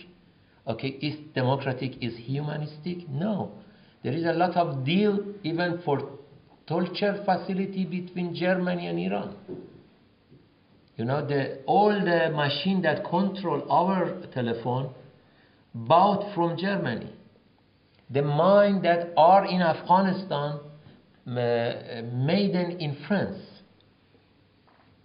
This is democracy. If this is democracy is equal by humanistic in everything, no. Democracy, it means we can vote, okay, and then Berlusconi can come out. This is democracy. Democracy is not our last goal. It is one of a step that we had in our life. But we should challenge, as our friend told, we need new Europe. Even we need new democracy. Because, for example, if you say, okay, we are going to vote, each one come out from our vote is perfect. No, we can vote for Hitler again. What is democracy? Democracy is one technique of having majority of experience, not reaching to paradise for human. Yes, Iranian people doesn't know what is democracy, but they know exactly what is fascism. They know what is pressure of ideological regime. And they know they need love. Love is very simple. Everyone can feel in their heart, but it is forbidden. Sometimes smell is forbidden. You know, that the child, when they born, they have a smile. They didn't learn how they have to smell. But sometimes in Iran, law didn't let you to have a smell. Yes. How was that? It is because you are very bad women if you smell to the other man that you don't know him. Okay. And they can arrest you. Yeah. Oh.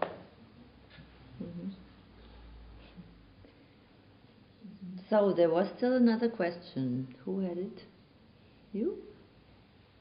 Who had the other question? No.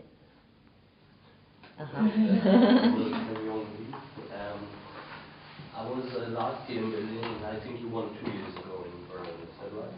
4 years, sorry. Yeah.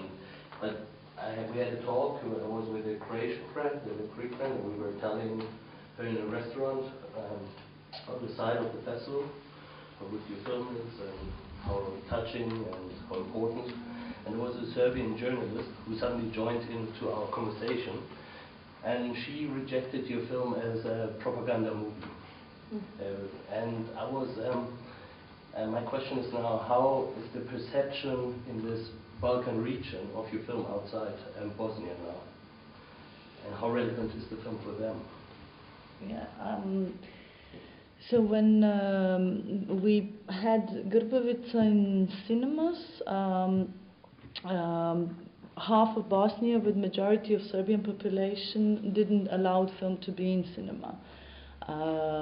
The reason was mainly because they didn't see a film. It was because I said at the award ceremony that war criminals, Ratko Mladic and Karadžić, who were hiding in Serbia, should be captured. And because they created the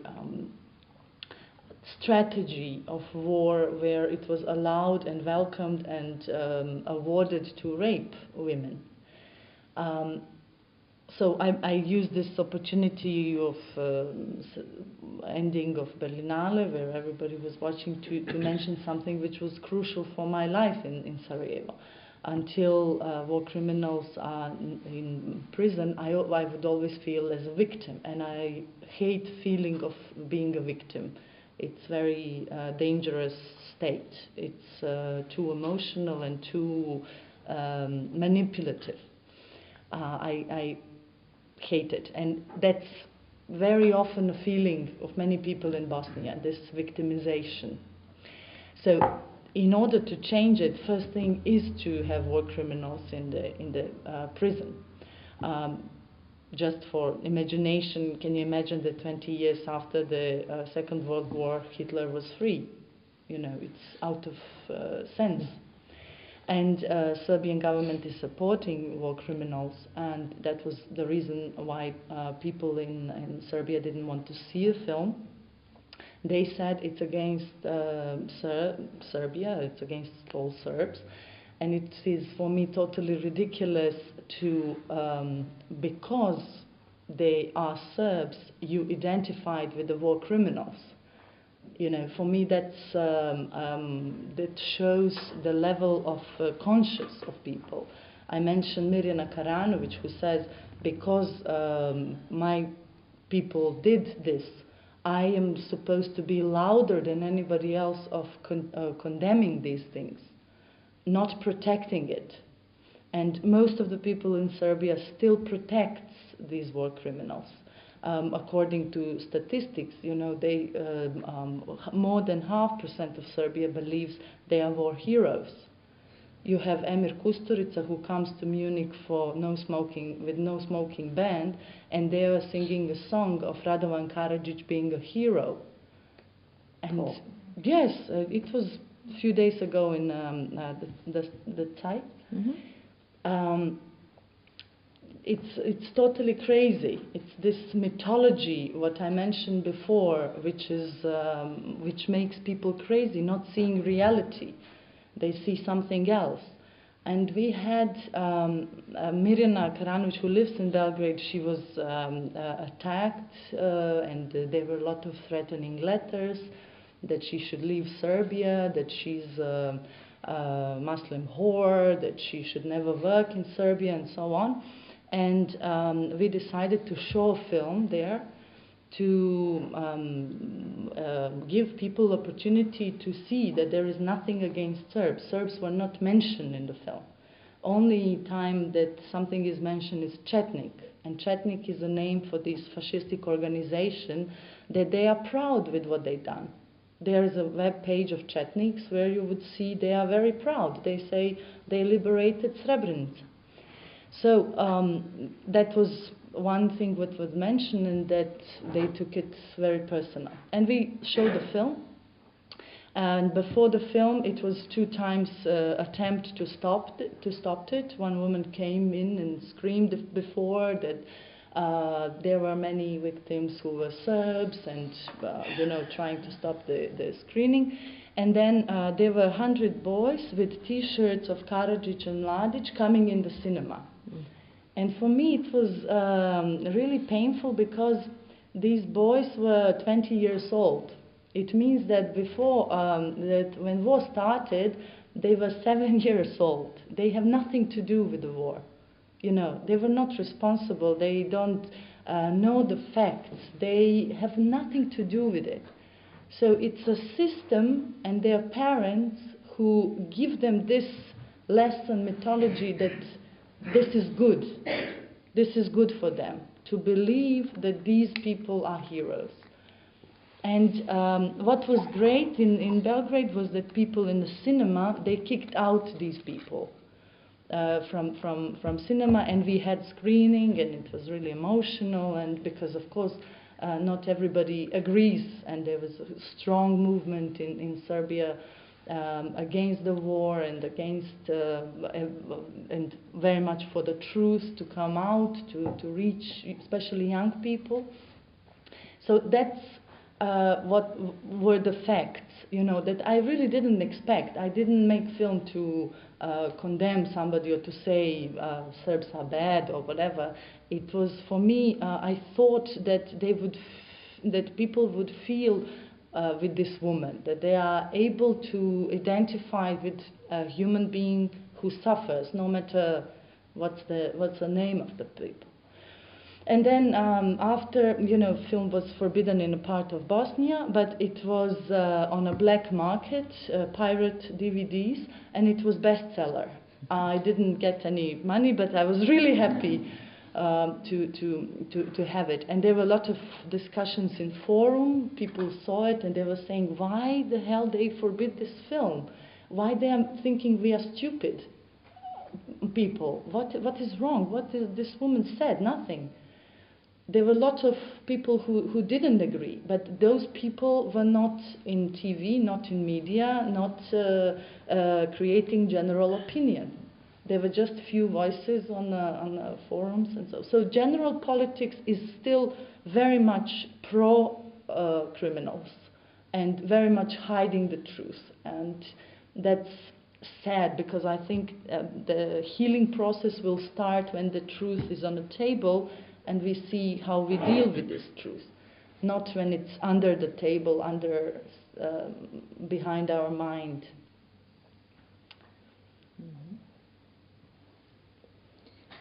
Is there any more from the audience? I have one question to both of you.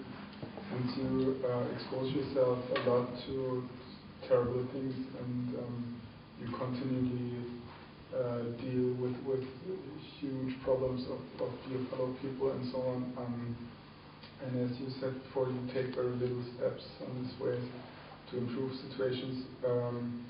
Is there a danger for yourself to get frustrated or depressed, or do you have to have strategies against depression or frustration, or is it just the results of your work enough to keep your own mental health up? Mm-hmm. I had the same question for him, because I met him and he's so calm and generous, and I thought, how can you be like that, because you cannot go back to your country? I was fascinated, so maybe you say how. No, I was in Afghanistan 3 years ago with one of our films. The Iranian government sent terrorists, and the explosion bomb in our set, and 20 persons injured, hardly 1 person passed away by that. We thought, okay, what we can do. I was in hospital, 10 years old, had 40 holes in his body. I was crying and I was asking him, okay, excuse us, they were going to kill me, but they injured you. He was telling me, no, I don't excuse you. He couldn't understand. I didn't that. Someone else is going to kill me, but happened for him. He was telling, no, I don't excuse you. I hate you. I become depressed. Okay. Do we have right to continue our work here? That it is not safe for us, but maybe again happen something, and at the same time we were telling us, if we stop our work, will lead to terrorist government to be win. We finished this film by changing location every hours, and one shot here, one shot other city, to finish the film, to not let them to be win. But nowadays it is very difficult for me to return to some kind of location that I worried to bomb can kill other people. When you look at to someone that dead, you know, and you felt, oh, if I was not here, he was alive, you become depressed deeply. And at the same time, when you have a lot of pain, if you could not have a creation, pain will kill you from inside. When I made the movie Gandahar, After that, I had 1,000 interviews about Afghanistan situation everywhere. I had one book that translated in different country to describe their pain, but I become depressed deeply. One day, when I was talking in front of TV in Greek, I fell down. I went to hospital. Almost 2 months I was like this. They brought me from Greek to my home, and it takes time to rebuild myself, because always I was thinking about 20,000 people that they were dying in front of my eyes.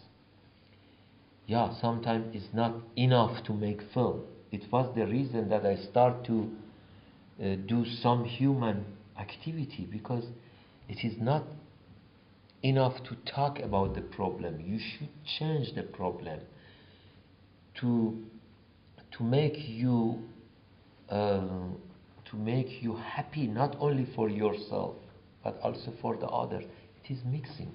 Sometimes I and my family are so depressed, but we use this kind of depression as an energy to make it to hope.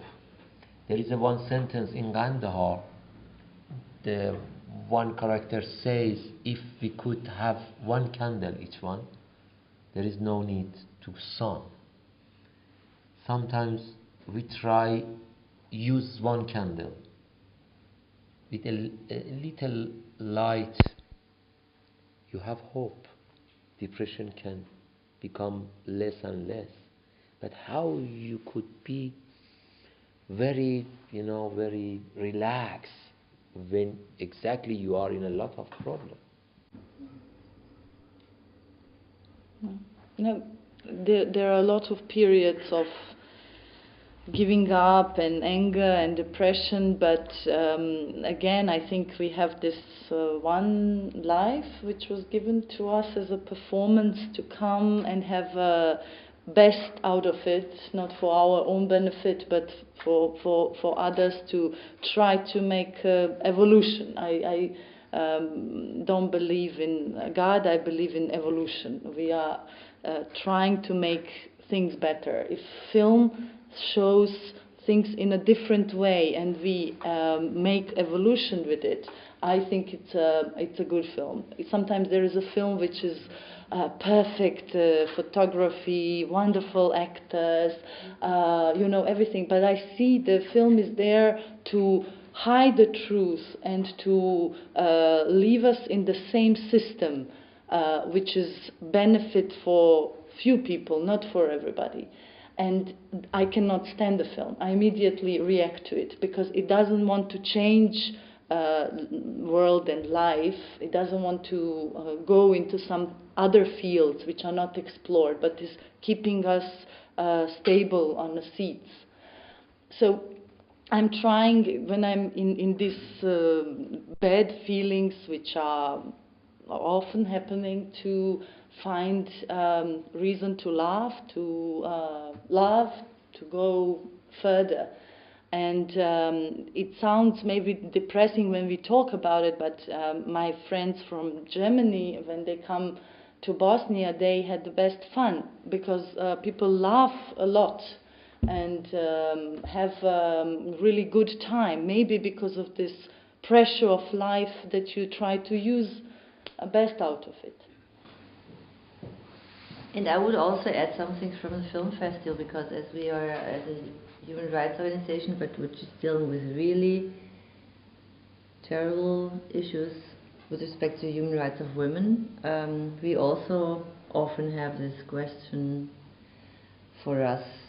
For one thing, for us personally also, for me also, sure, I have to see so many images, so many films, so sometimes I say I can't see it anymore, I have to make a pause, somebody else has to see it.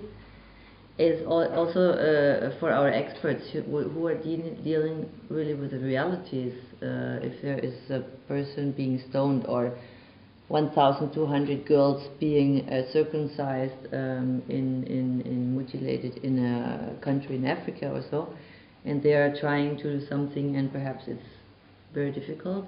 This is always very difficult, and you have to have personal strategies, which one of the important tools is always to bring this into a collective, to be together, to also laughter and everything, black humor, what we can do. But for the film fest also, if we want to be effective, if we want to, that people really want to see the films, that they want to be touched by them and sensibilized, and they want to do something, they have to be a certain kind of films. And for us, we have seen that it's important that they should not be films with excessive violence, so people don't want to look at it or will shut off their empathy and don't want to, because they don't how you say, you don't, man erträgt es nicht, you don't support it, yeah. But also because when we want to motivate people to be solidary in action, they have to have some hope. So we always see we have to have hope in the films about these problems, and normally, or the best thing is to see women who are fighting against these problems. Like last year we had such an impressive woman. The film talked about the most horrible things that happened in the war in Liberia, but there were these women dressed in white who for years stood up to the dictator, and they summoned forces and summoned more forces between the Christian churches, and then they got the Muslim churches together, and they were innovative, inventive, creative, like something we see now also in Stuttgart 21. And I have talked to Mohsen about Stuttgart 21. He is very fascinated by it. And why you don't make film about that? Yeah, he says you have to make films about that. And so when we saw these women, this gives one such a positive feeling. This carries you on, and then you forget about horrible things, depression, because it's just so motivating. And for us, another thing which pushes us is that incredibly enough, in a horrible war where the most horrible things passed between neighbors and people who knew each other also, that these women did the impossible. They did the impossible. This is the answer. That's the answer. That they did something which no African intervention force, no blue helmets, nobody could and dared to and wanted to go in between, and they did it. So, and what happened? Nobody in the world got to know about that, because the media boycotted totally this information. No, not one media from who was informing from within Liberia, international media from Liberia, nobody informed about this. And so the filmmaker who did a film, which is a great film, Pray the Devil Back to Hell, I recommend to all the documentary filmmakers, she came to Liberia and she tried to make this film, so she looked for photos, for footage. She didn't encounter anything, so the only footage she got was from the personal filmmaker, from the dictator, from Taylor. And because they had appeared in front of the dictator, and they had given him their petition, and they had said this war must end and you have to negotiate peace, incredibly enough, because this guy was such a horrible guy that people didn't want to look at him, not even look at him. And so she got this, and then she was totally astonished, because you had hundreds and hundreds of hours about guys with guns and blood and victims and horror, and not one of these women. So she asked a photojournalist, an international photojournalist, do you understand? I don't understand why I don't get anything have you not been there? Didn't you see these women? He said, yes, I saw them, but I didn't want to take photos of them. They were too pathetic for us, for me. So this was something which really made me furious, and it made me so furious that now we filmed, or we made this, we filmed all these discussions. We had a special discussion with a journalist, which was also shocked about that. She had not known about this. Also, she specialized in Africa and in development policies. And we will put it on our homepage. It will go into a DVD edition from the EZEF. You know what is EZEF? Evangelisches Zentrum für Entwicklungspolitische Filmarbeit here in Stuttgart.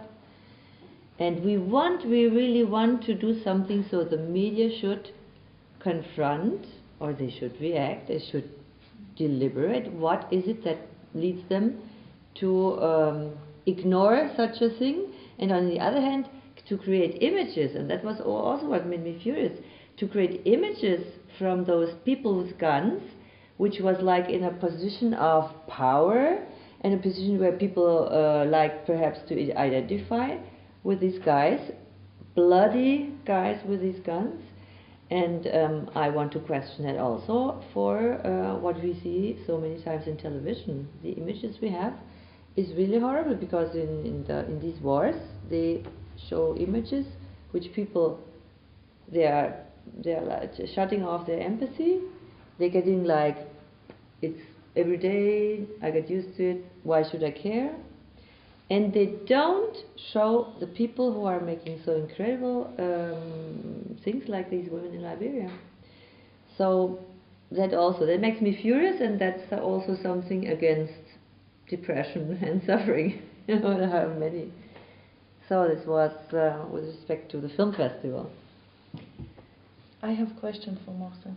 How do you see future of cinema? Because numbers show that less and less people are going to cinema.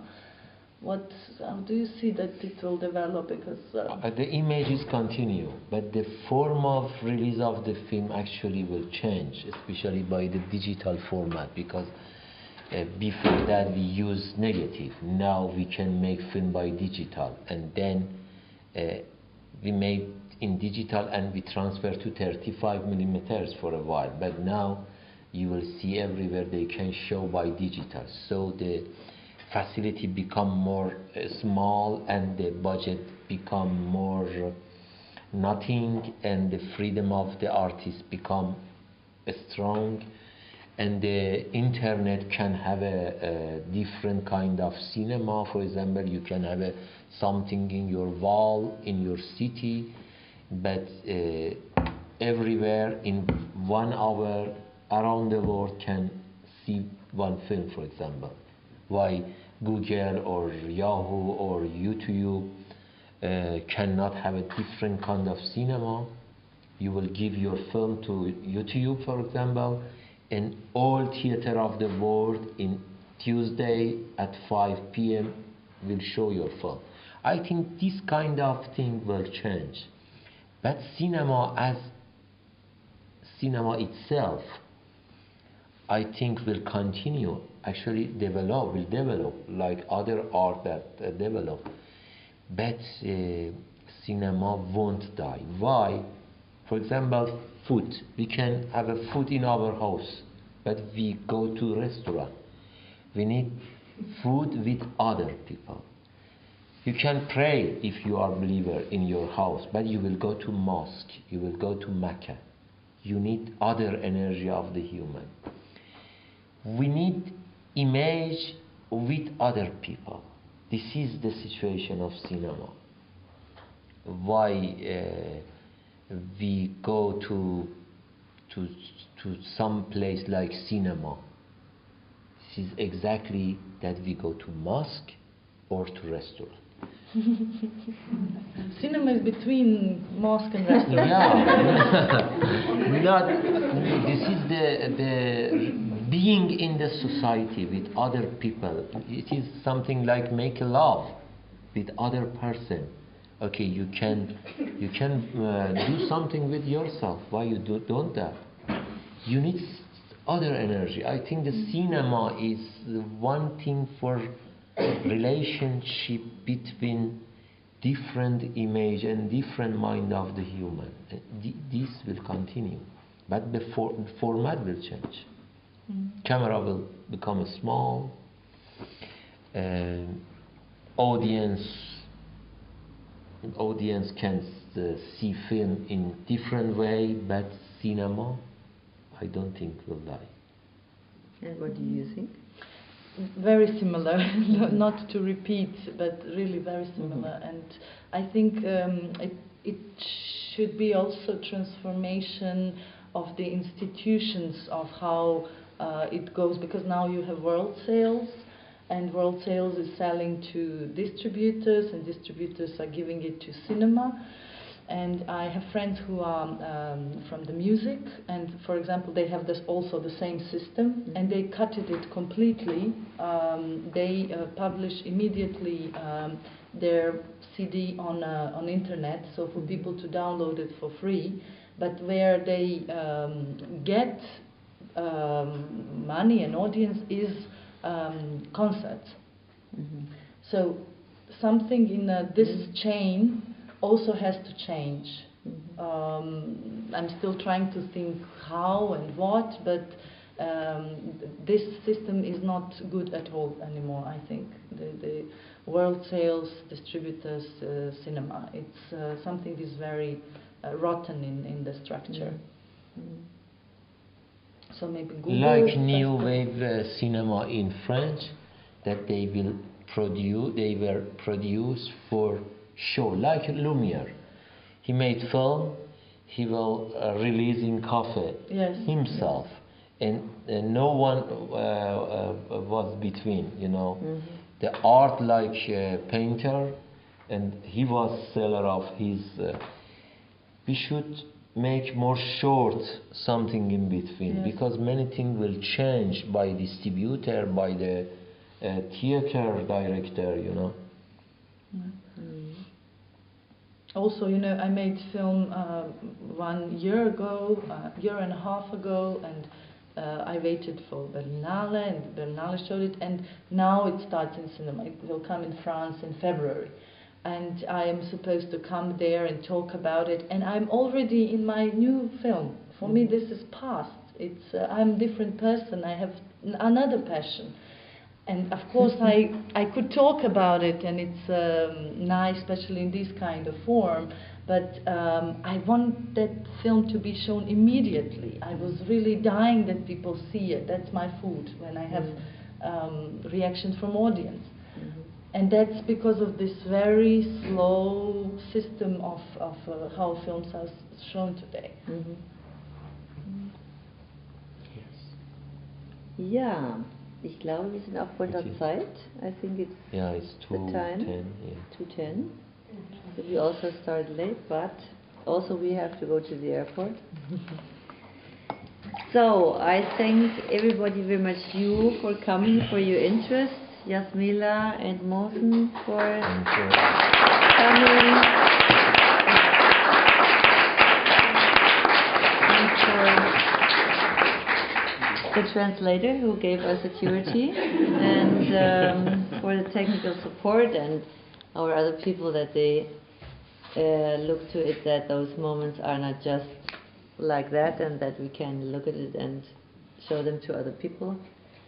And I'm very happy to have been here also the first time in the Film Academy. I had not known it. And I hope it was not the last time, or perhaps we make things in Tübingen, and perhaps people from here also find a way to Tübingen. I don't know if we have to charter a bus so you come. But yes, thank you so much, and please tell Mr. Friedrich also our thanks, that it was great that we could come here.